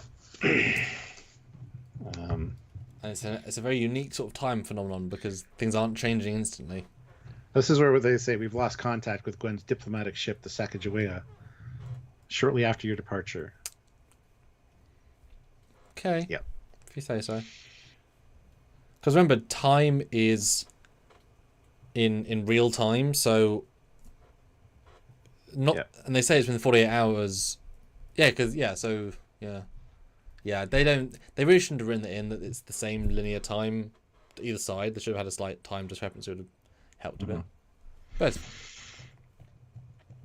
anyway, the console, they lose the signal. The console starts malfunctioning, and then you get a save Gwen message. And it's, how are we going to save her? She's 52 years in the past. Or in the past. And then they get coordinates somewhere on the planet. And is this Voyager? No. Given that this force can wirelessly fix a warp coil in a later scene, it seems kind of strange that now it's just talking through text on a screen. That'll be explained later, I'm sure. I know, but this doesn't. Enough has like 3 different forces. There's Future Guy who's talking. Well, there's 4. There's Ballman who's talking through time. There's Future Guy talking through time. There's Computer Person talking through text once, and there's also Fixing Wireless Person who can rewrite matter wirelessly. Probably all the same person. Oh, that's a. I mean, it will be because we've sort of vaguely know who it is, but it's like it doesn't connect well. They're very different levels of power. Might be reasons for that, though. Yeah, it doesn't feel very good right now, is what I'm saying. We also get well, exactly. And we cut to Gwen, who's having a vision essentially, and it says, "This isn't your time. You need to be together." Sorry, another people they're talking to. At least I appreciate this time around. I now know it's the Kuchumoya symbol, just in Galaxy. Yeah. Font. So that's Chakotay, we assume. Galaxy font. Well, I mean, it's pretty. I don't get it, but. But I do like this. The sins of your people have brought you to my realm, and blah blah. It's fine. I do like this scene where the father goes down to help her. That's very nice. He's so genuine. It's like, I will stay if I can't help you, I can't touch you, I can't do anything. Also, I'm an astrologist, not a doctor, so I can't do anything anyway. But still, I'm going to be here. Yeah. And then what is this scene? They're looking for the coordinates on the planet, and look, there's a big hole. Let's kick a rock into it, and right off Gwen's head. I don't know. But yeah, they're basically like, this is a bad idea. Not sure what's going on. Now they're walking to this place. I know. It's not far. On an evil planet, a villain planet with scanners and phasers. They know you're escaped, so they're going to be chasing it. There's spaceships, both fighters and giant craft. And you're walking across the landscape, and you get there and back in 7 hours in real time, because they say it's in a couple of days. So everything is so close to itself. Yeah, and then they build a time ship, drag it there, lower it down. Which, in fairness, if it is literally like half a mile away, coincidentally, that the fact they can move it actually works better. I didn't even consider that, because it feels like they walked for days, but they can't have. They have walked for maybe an hour, right? Maybe. So yeah, pulling it's easier, but they get seen. I feel like would make noises, but that's not this episode. But yes, they walk to the same place, and they get levitated down by Zero, which is good. That was a nice, good use of organic storytelling.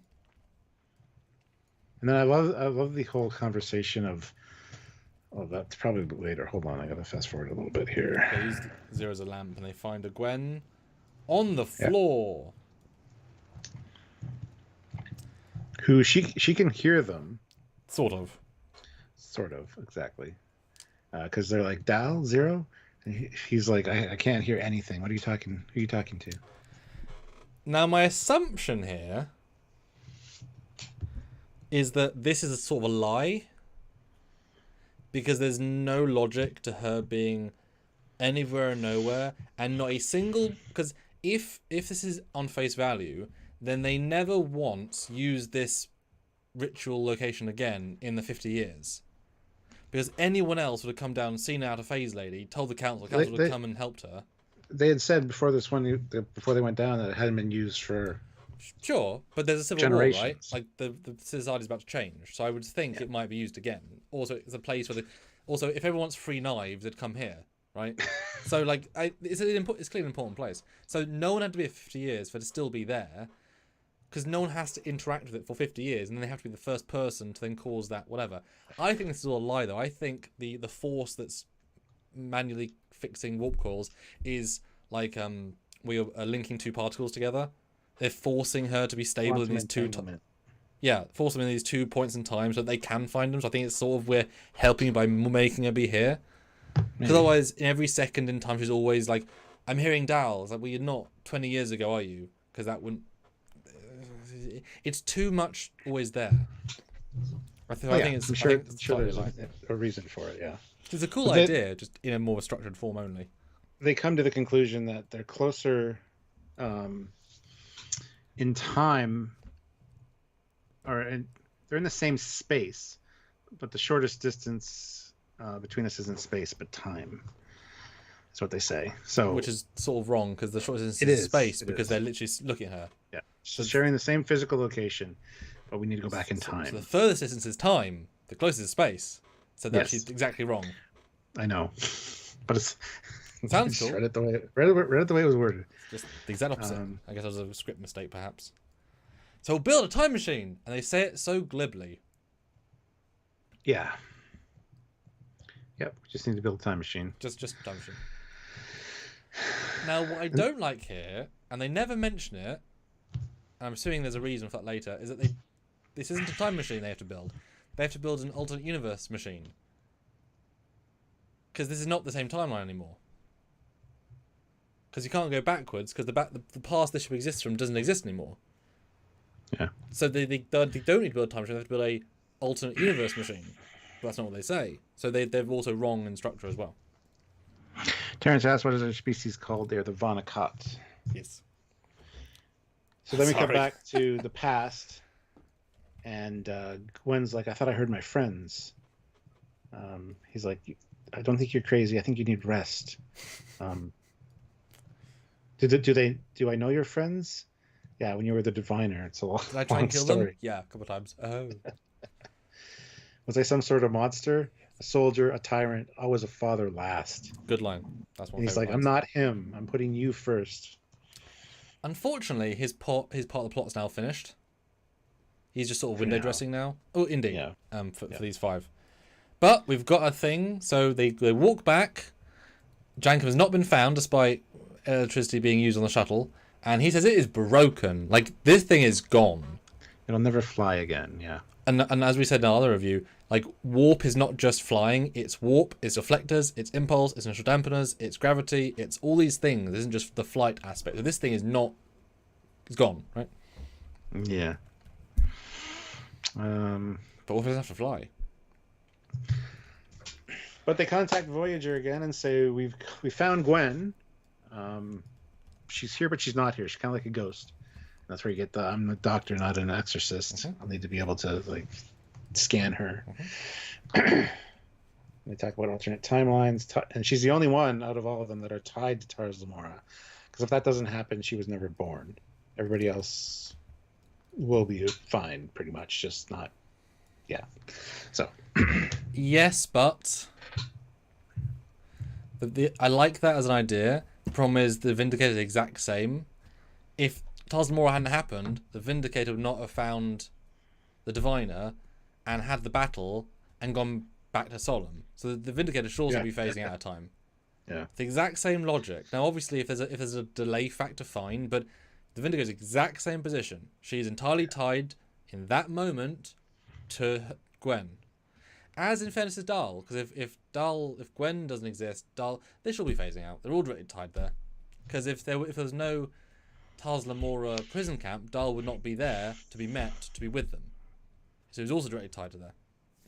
But we're going to ignore that. Because they do, in this way. I love the reference to Worf, Lieutenant Worf being able to jump between quantum realities with an inverse warp field siphoned from a temporal anomaly. Yes, which is not a time machine, it's an alternate universe machine. Yes. Although he does, I guess, it technically time travels, he resets the start of the anomaly. So I guess technically it's a time machine, but he just undoes. It's both. Don't think about it too hard. Didn't you read Temporal Mechanics 101, Sam? It's not, well... Which I appreciate they mentioned the quantum realities here, but it's a quantum reality machine they need to build, not a time... I mean, both, but more quantum reality. Because going back into the past of this timeline is not helpful at all. Yeah. At all. I love the whole, can you send us everything you have on Temporal Mechanics 101, please? Which I like is not on the ship's computer, because they don't want to be captured. Yeah. Connie then Stewart. We get an actual Connie and an actual physicist. Mm-hmm. She's a YouTuber. And yeah, she has earrings, which make earrings canon in Trek. as they should be. Sure. I'm just saying, so don't be bitching at Nimran Keeley from Trek Shorts, because this woman has earrings, and she's a specialist. I don't.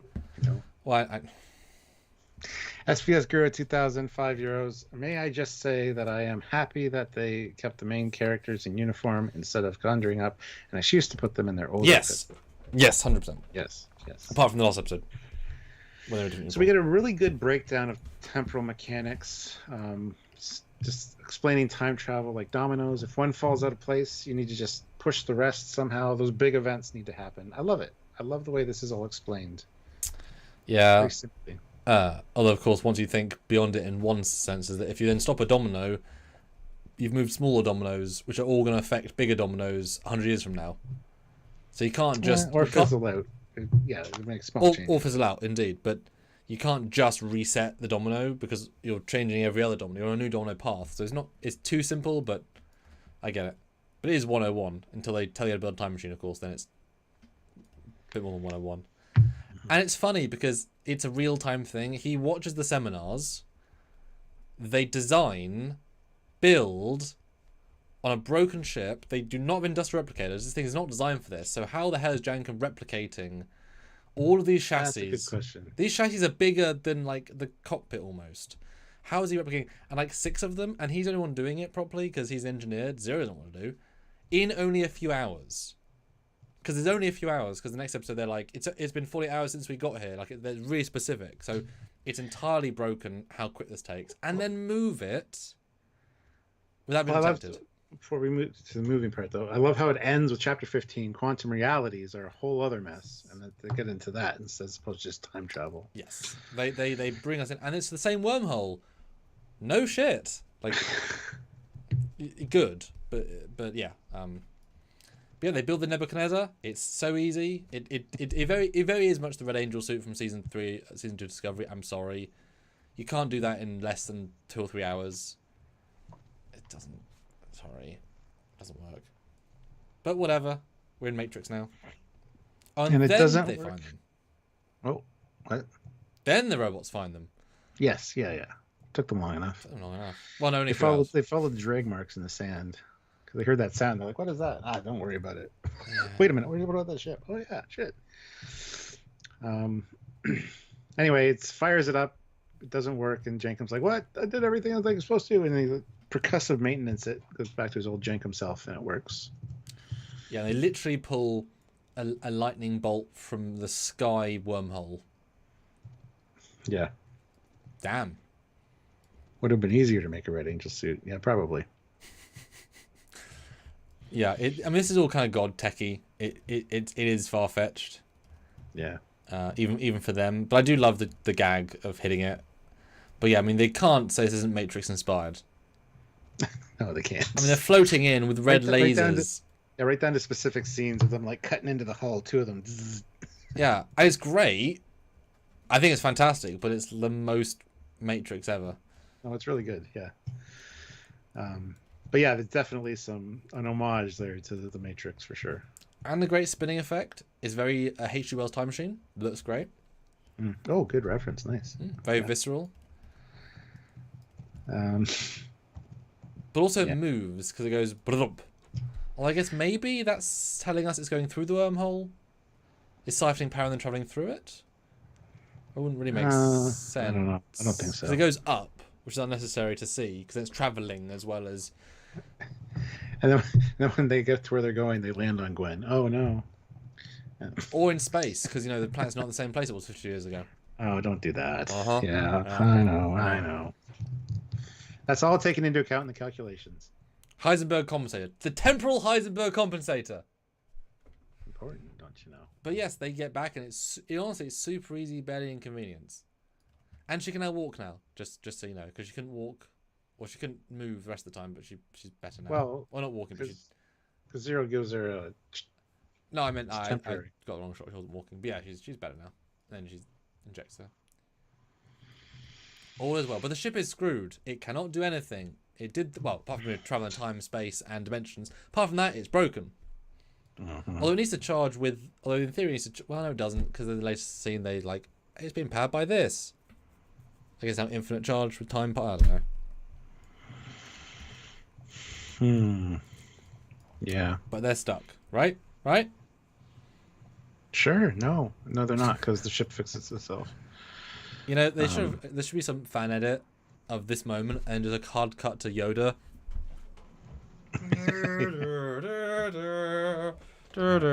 Time matters not. It fixes Stuart. It literally becomes warp capable starship again from entirely broken. Yeah, I love how Jen comes bitching. I've done all the miracles I can. It's not. What is going on here? I love it. It's pretty great, although really silly. SPS Guru 2000, €5. Maybe the wormhole orbits the planet, so they don't have to worry about the spatial coordinates. Doesn't matter. The planet is still moving at an incredibly fast rate, not only around its sun, but also through the galaxy.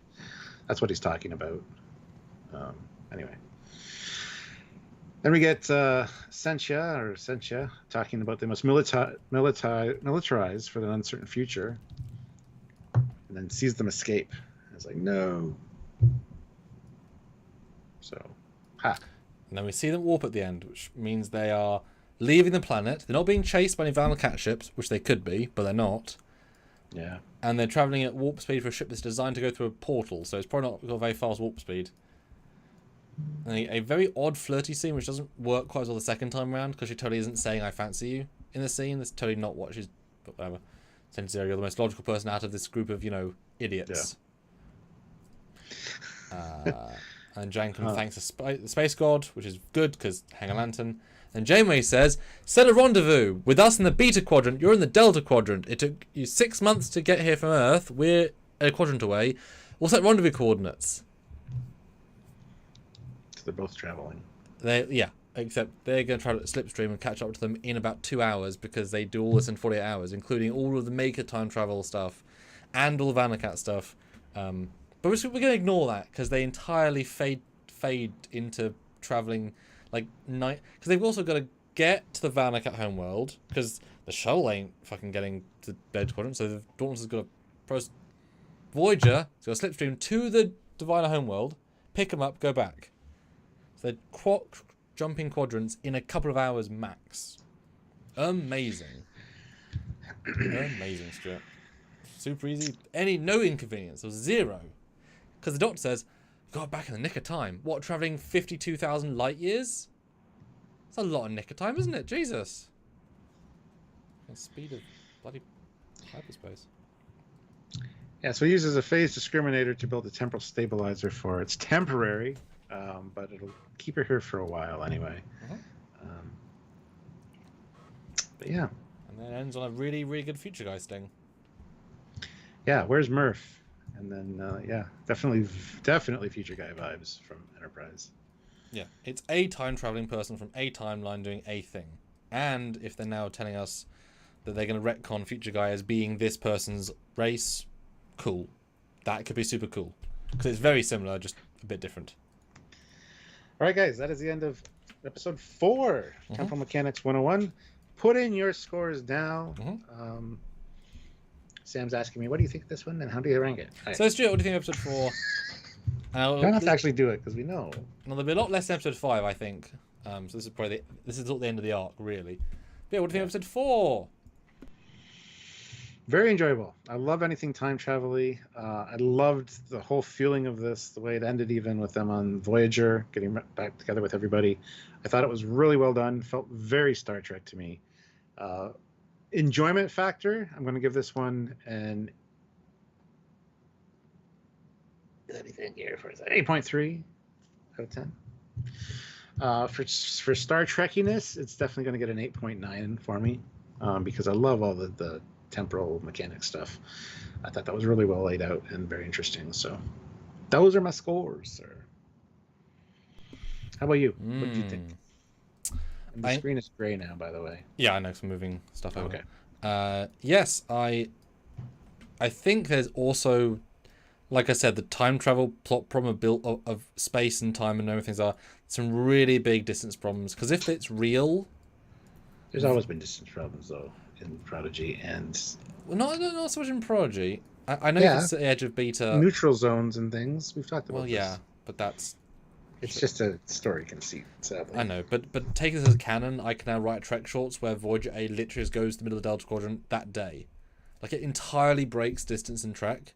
Yes, it's that has to be a slipstream cable shit, but it entirely breaks Trek because you just jaunt around the galaxy with no issue whatsoever. Which every then ship like the Gen Hay might have that. I guess not, but could. I don't know. It's just it's fine for the Pro Drive because that's one off or two off. But anyway, it's good. I like the briefing, although it could have been a bit more canon fun. It was trying to be almost too in universe. Like, it's good, but it could have been a bit more fun, possibly. Now I just reviewed it. What else happened in this one? Just trying to subdivide it in my head. I just remind myself. Yeah, they built a time machine and went and saved Gwen. That's all they did. Yeah. And it's all reused sets from other episodes. There's nothing new nothing new feel like has happened in this one. Oh yeah, that's weird. But it definitely feels like stuff's happening, even if some of it doesn't necessarily make sense. But I think because plot's happening, I'm gonna give it a higher score because I enjoy it because it's more pushing in. But I think the problems are bigger than episode 1, but more interesting stuff happens in episode 1. Probably. Sure. Oh, it's such a... I'm going to go 7.2 because there's so much wiggle room to be better, right? Like, if this is a better season, that's depressing, but there's more happening. But I think because the slight problems, I'm going to have a 7 for General Trek versus 7.5 for the first one, because they did less and did it better. This did more but did it worse. In General Trek lore, I think. Like, telling kids how to build a time machine in 101 is just the most dodgy thing ever, right? Mm-hmm. Alright, what do you guys score? All right, Ozzy, 9.9. Mom gives it 10. Joseph, 8.3 out of 10. Stanley's 8 out of 10. SVS Guru 2000, 8 out of 10. Dan Ben, 7. SVS Guru throws in €5 and says Jankum did have an offhand remark earlier that Voyager has a slipstream drive. Yes. Oh, we know. It's just really fast. Like I say, it took 6 months to get from Earth to Van Lyck World. It took them an hour or two via slipstream. That's the parallel is so ridiculously slanted that they don't even bother. Just wait for Dauntless to whatever launch and go. You know, save the 6 months. All right. Episode 5. The anomaly is still there. Paradox. I mean, honestly, this scene is not that good. The debriefing. It's funny. It's a good lighthearted scene. I like it. Yeah. This is very much an epilogue scene episode for me. It's like we've finished the main arc, we're going to do a bit of padding, and then and the Murph thing doesn't work in any way. You wouldn't bring someone you can't understand into a briefing. You know you're not going to understand it, and then Jeremy's humouring him. It's insulting. It's like going to a deaf person who's doing sign language and saying thank you for your help, not knowing what they're saying. It's really kind of insulting, but you also know you can't understand him, so it's a dumb joke. Doesn't work for me. Yeah, then we get the doctor saying, I don't have a head technically, but I have a headache. I haven't seen a crew this dysfunctional since the Cerritos. And he's like, ooh. That's great. Yeah. And they do a lot more talking about Tars Lamora and the links with Gwen. Oh, some extras, Stuart, some extras in the mess hall. Yeah. And then steals all their food and such to make a diagram of a Kuchimoya. And yeah, which tells you that Chakotay's future guy. Because could be, yeah. I mean, that's the. Then Majel comes in to sit down and can't sit with them. Has to sit with Nova Squad because cliques, I guess. I mean, she has known them for years. She's known them for day. Yeah, but so that's absolutely fine. She didn't say I can't. Sure. I hate that she says I can't. Yeah. You can. You just fucking choosing not to. Say not right now or something. Anyway, not a bad account. $2. I like lighthearted scenes. Contrast Dark's Trek. 100% agree with you. I love these kind of moments in Trek. It just came off such a big episode that it kind of resets down to like a super low momentum, and I think it could have either more gentle or it's whiplash, right, from epic to. But if you put a week distance between this and the last episode, you wouldn't even notice it. No, but I'd be like cliffhanger, and then not like future guy to debrief, right? It's just not my favorite. But yes, you've got to understand Murph. That is the entire subplot of the episode. Yes. And no one's really solved this ever, and they don't solve it really this week. Like they have a stopgap. Which I like. The solution is they can talk to whales, which is a side route. But the doctor's been ordered to keep an eye on them, so the doctor keeps getting in their way and wanting to escort them everywhere. And they're like, we need to lose the doc. And Zero kind of bites the bullet a little bit and says, I don't know, I think I know a way. Well, I like the fact that I think once he says in Voyager, I'm a doctor, not a doorstop. He's a doorstop here, trying to keep the kids in line. Literally, yeah. Like, it is funny. I do like please state the nature of the mentorship emergency. Yeah, this is a charming little scene. However, of course, because there's only one of him, the scene kind of breaks a little bit, because if any one of them actually needs his help, the other three can just escape. Yeah, that's what happens. That's what happens, right? So he's necessitating they're not, like... Yeah. And the irony of that is, he wrote a novel about a doctor that replicates himself. Yep. And there's many Rodrigos. Yep. Which Zero has to listen to in order to... So he could have literally made more copies of himself. Well, I'm just saying, it's kind of ironic. It's a meta joke, which I do appreciate, yeah. And I love the fact he's still a famous... Like, he continued, and they're still cheesy and crap and wonderful. Yeah. Good. Love it. And Rock's like, leave me out of any illegal stuff. All right, well, everybody but Rock... Finding out what Murph is saying is a go. Even though you would think, as soon as he said we're going to work out how Rock taught, like that's like her best friend. Yeah. Well, I was, and pet, and slug. Yeah. I love how Jankum tries to fiddle with the universal translator, and the results are less than stunning. We even get a disco call out.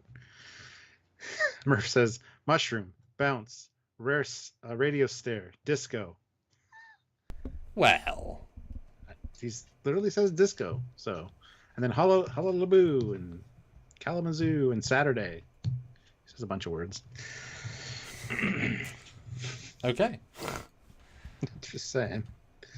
It's just odd that no one before this thought to put a badge on him and do it. I guess they probably had thought it, but it didn't work. That's why. Yeah, that's what we assume. Obviously, you can't tell them. Didn't work last time either. But I didn't think this is too stupid. It can't possibly be the answer. Just put a badge on him, which luckily it isn't. Yeah.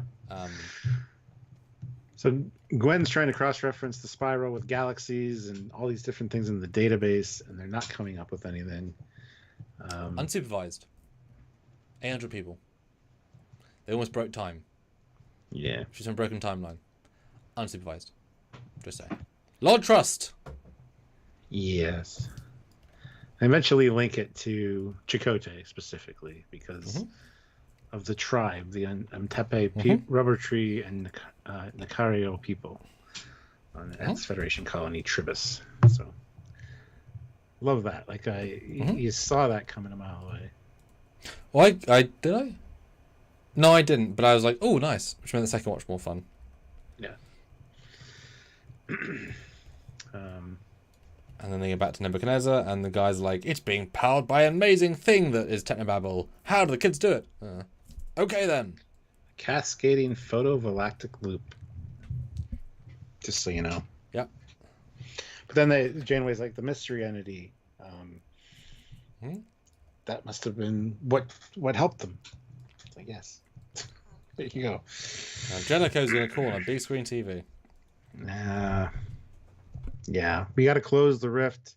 Janeway tries to say, I got a crew member who's like linked to it. We don't know how she could be affected by it. And he's like, no, sorry, this is bigger than Chakotay. The mission's over. Close it. Yeah, but it's bigger than Chakotay. But what about my crewman who's linked to it? Now screw her too. Although it's odd that he doesn't mention that you've already changed the universe once. Like, does he know? Because he know. Yeah, I assume so. Because she also says things are starting to be affected around the galaxy. So like, time is now being erased and overridden. And there's seeing him here with zero concern about time, because you don't just change time that radically.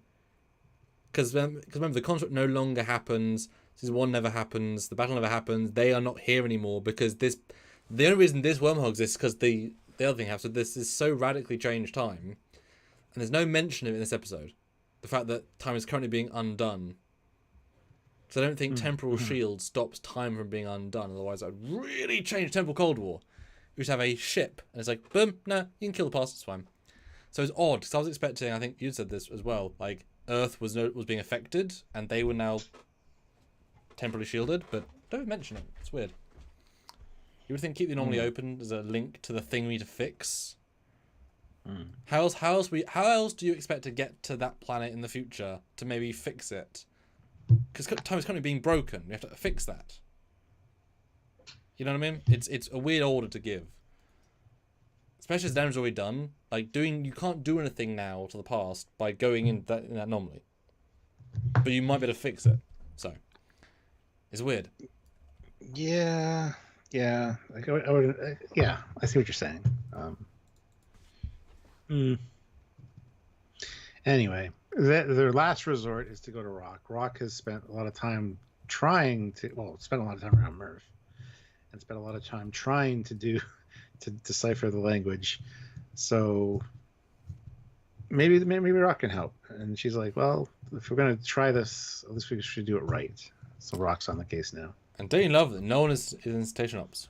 No, I don't. I don't like that at all, actually. And again, people that have literally broken the timeline are allowed to walk around there. She's going to watch them, it's true. This is, hey, fair, but she's always there, so. And I do like this scene. It's just odd. I like the logic. Melanite slime worms did evolve from aquatic sea life. And yeah, maybe in water it'll be more understandable. That's kind of great, actually. Yeah, absolutely. And it's cute. And it's Murph 3.0. It's nice. Yeah. Murph. Like mermaid. Oh. Well, yeah, and whale talk. Yeah. Yes. So yeah, they go swimming. And it's a rather pretty sort of scene. Yeah, transforms in the water. It's great to see cetacean ops too. Murph version 3. Yeah. I love they have to put rocks and coral and stuff at the bottom because whales need that. Yeah, it's part of an ecostructure. Same with doing a saltwater tank. You need that stuff in there to maintain the balances. They have quantum slipstream. I think they're fine. Sure. It's just funny that they have that grounding. It's great, but it's weird. And yeah, Aqua Murph looks fantastic. I love that Murph was afraid of Jillian as well. Like, I know you're afraid of her, but she's really gonna like you. And then they start talking. She's giant. And it's lovely, of course, Jillian. And Erin Watkin on Twitter did mention this is the grand daughter of those whales from Episode 4. George and Gracie. Yeah. So they're kids named after the lady. No, it's lovely. And of course, voiced by the ship's computer. Got another bite of the cherry, as it were. And it's nice. And this opens up a whole thing, because now we have to talk to the whale in water. Well, now the universal translator should start to be able to work on things and actually maybe be able to understand Murph. Well, I don't know. It still might be too complicated still. Might be, but at least it's a start. If the whale can can translate. The will can help with the universal translator issues. Because the fact that we can't translate words except I am fine implies that it's still not doing a perfect job. Therefore, it works in a different brainwave than we do. But it's great. And then it starts... I don't quite understand this. It did letters, and why did Zero think they were out of order? Because why would Murph be telling the order out of order? And why would this one anagram... Like, all letters can be multiple words. I don't no idea why. That was a very quick leap. Again, if they had more time in the episode, they could have figured out that it was an anagram. Because does that mean a future guy told Murph out of order, hoping that Zero would anagram it? Yes, I guess. Because I can understand Murph. Like, but then my logic, the thing that broke me was, you get numbers then, not coordinates, not an address, but maybe the numbers are out of order too. If the fucking letters, how do you know that that's the right sequence of numbers? No, obviously they're out of order, Stuart. Because why would they be in order? Exactly, but they are apparently, because Gwen uses them to change her thing and go somewhere. I don't know. It's freaking weird. Yeah, this gets. I think logic leapy is a bit of an understatement. Like, it's an epic end, but I don't. It's a kids show. It's pure kids show, right?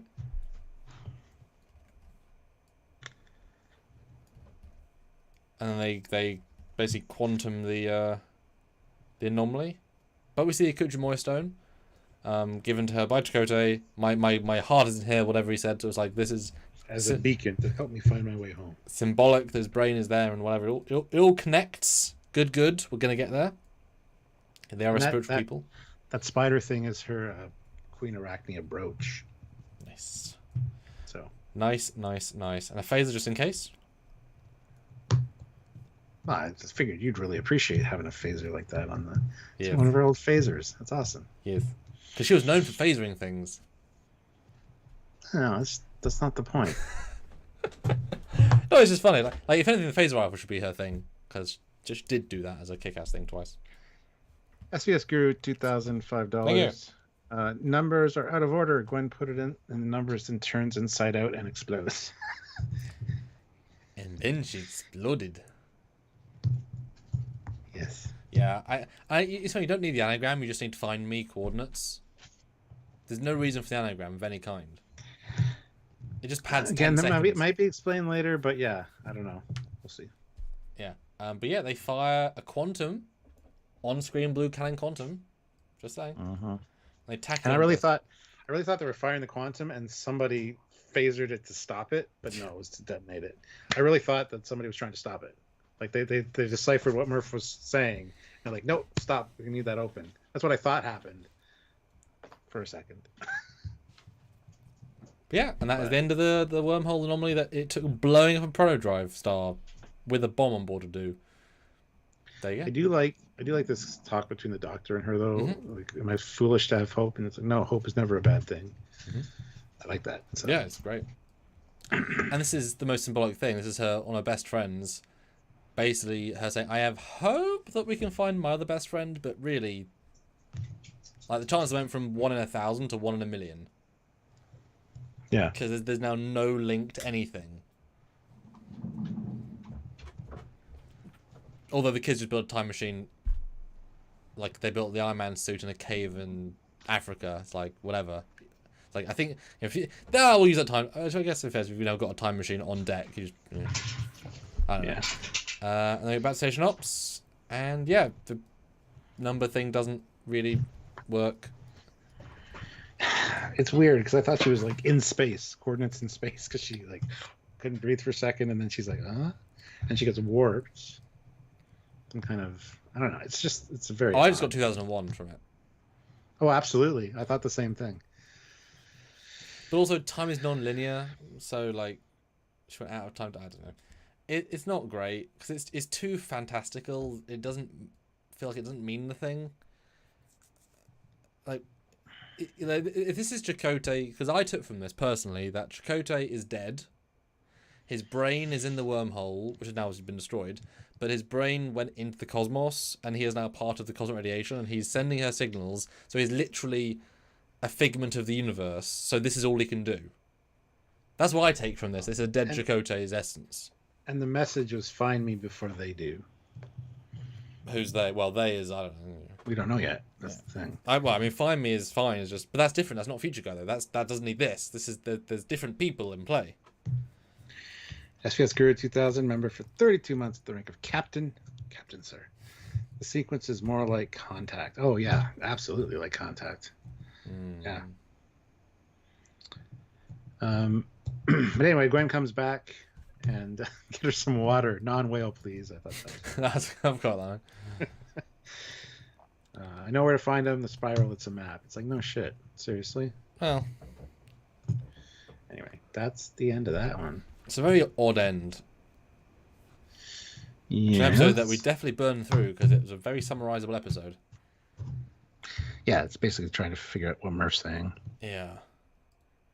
And it's not like it was a letdown to last episode, but it just is such a different episode. Like I said, shell shock between the two, right? That's what I got. I was like, what? Okay, right. Thoughts of it? Put in your scores, guys. Yes. Right now. We want to read them. And do go check the members only video because this is for you guys. So let us know. And one more like to get to 50 would be awesome before we close out here. Also, we finished the poll as well. 85 votes, which means 85 of you have come and gone, which is kind of awesome. Do you want more Prodigy for season 3? 87% yes. 8% nah. Oh yeah. 5% meh. Don't care. Very nice. Good job, guys. Indeed. All right. So Sam asked me, what do I think? So what do you think, Stuart? This one wasn't as good. This one kind of bored me a little bit. I do like the Murph stuff. I really appreciate that. I appreciate the lightheartedness. It gets bonus marks for me for showing us cetacean ops. Oh, huge. And seeing the whale tanks. Like proper one. Like no That's expense spared fantastic. except extras. Yeah. Yeah. And based on Rick Sternbach's original sketches for what it could look like. I love that. I think that's fantastic. Didn't answer much, really. We kind of got some Murph translation, maybe kind of a little. And then the Gwen thing at the end was kind of... I did appreciate the debriefing, though. I thought it was funny. I liked it, personally. So, yeah, it's going to get a few little bumps up as far as score-wise for Cetacean Ops. For enjoyment factor for me, though...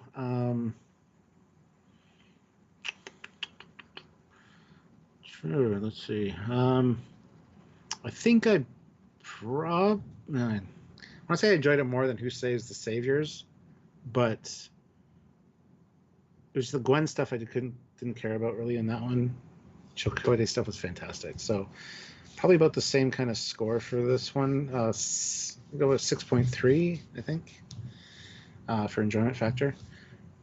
As for Star Trekkiness, definitely got some, but I'll go with 6.7. I've probably gone a little bit lower, but Cetacean Ops kind of bumped it up a little bit for me. Yeah, that is your weakest. That is your weakest of the season so far, Stuart. Yeah, that's exactly on point.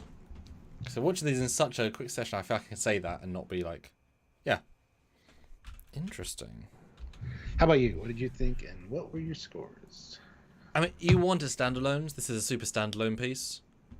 And it's a palette cleanser, but it's a weird palette cleanser. Take the segments right. I don't like the briefing very much. It could have been so much better and just better handled. The Cetacean Ops is pretty great in all respects, but the jumping the shark at the end leaves a bad taste in your mouth. Like, it's the last 2 minutes. Like that doesn't really work that well. But the pre-6 is really rather good, and the logic and the flow and the. But they needed some extras. They needed some. Even the EMH bumping in near the end and saying, "Hello, can I have something?" They're so on their own on 800 personnel ship where they are now the celebrities that are doing all these dangerous things. They're not going to be unsupervised. There's zero chance of this, and they can't escape because they're not trained. So this is not realistic, even for a kids show. You can't. They're not even trying to justify it, right? There's no one on the ship. Now, had they said in episode 1, 800 personnel capacity, but skeleton crew for this mission, that would have solved everything. Didn't say that. That's not remotely in the logics. That, but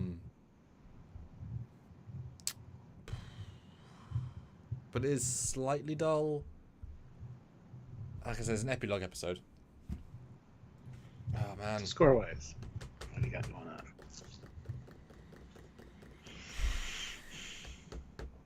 By the way, guys, he cheats with the scoring because he has the scores in front of him. I don't. Not cheating. It's working with the rules. I am going to give this a 7 as well. And for general Trekkie, I'm gonna break the mold and give it a 7.8 for all Trekkie, because the Station Ops was so well visually handled that it is like, that is now the benchmark, because they couldn't do it in live action without costing like $500,000. That cost them not very much, and it's absolutely perfect for. And the Cerritos is just a low-end ship, so Cetacean Ops isn't as glorious. That's a puddle, right? Yeah. This is I mean, I know it's perspective, but this, yeah. So that pushes that for canon value. That is super beautiful. But episode is yeah.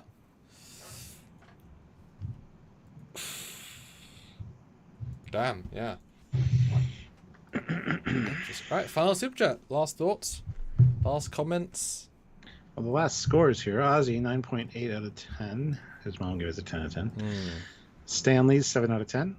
SPS Guru 2007. Joseph Meditz 7.9 out of 10. Sergeant Roadkill 8 out of 10 for Cetacean Ops. And Dan Bannis 7 out of 10. Stanley says, I do wish we got a Zindi Aquatic instead of a whale. No, I wish we had a Zindi Aquatic and a whale. As one of their helpers. Or just a co-worker. Yeah. That's what I mean, yeah. One of the officers. Yeah, yeah. I agree. You understand them? Of course I do. As if rock and them speak the same species. Language. Yeah. All right. Okay, interesting. Interesting. Well, guys, I think it's safe to say that next time we do this, we'll start an hour early. Well, we burned through a lot very quickly. I mean, we did. I mean, 5 and an hour and 40 is very good for us. I know I was burning through a lot. I just think I would like a little more time to talk about each one, so I think 3 hours next time. Start an hour early. Possibly, because I think there's going to be more to talk about with future episodes. Or less. It might be more structured. I know there are some definite standalone episodes. Yeah. Some don't have a whole lot to talk about, honestly. But yeah, anyway, I'm excited to watch the next 5 in a batch very soon. That's exciting. Do tune in for our breakdown content starting tomorrow. I mean, we start on Thursday, but starting tomorrow, we've got a whole slew of fun things and didn't cover almost any of them in this video because it's not the point of this one. So exactly, it'll be fun for everyone. So check them out. Please share them. We really want to support Prodigy, and viewing those does support Prodigy as well. Show YouTube, show the algorithm there's interest, because if there isn't interest, then they shouldn't make season 3, should they? So right. Do support and make Prodigy more of a thing, because this is such a good Trek. Need it. Yes, this is the best Trek, honestly. Yeah. Anyways, on that note, thank you guys so much for watching, and we will see you next week for sure with episodes 5 through 10. So join us. Until then, 6 he to is 10. Commander. Oh yes. Yeah. And here's Captain Foley. We're us. We're Trekyards. Yeah. Thank you guys. See you later.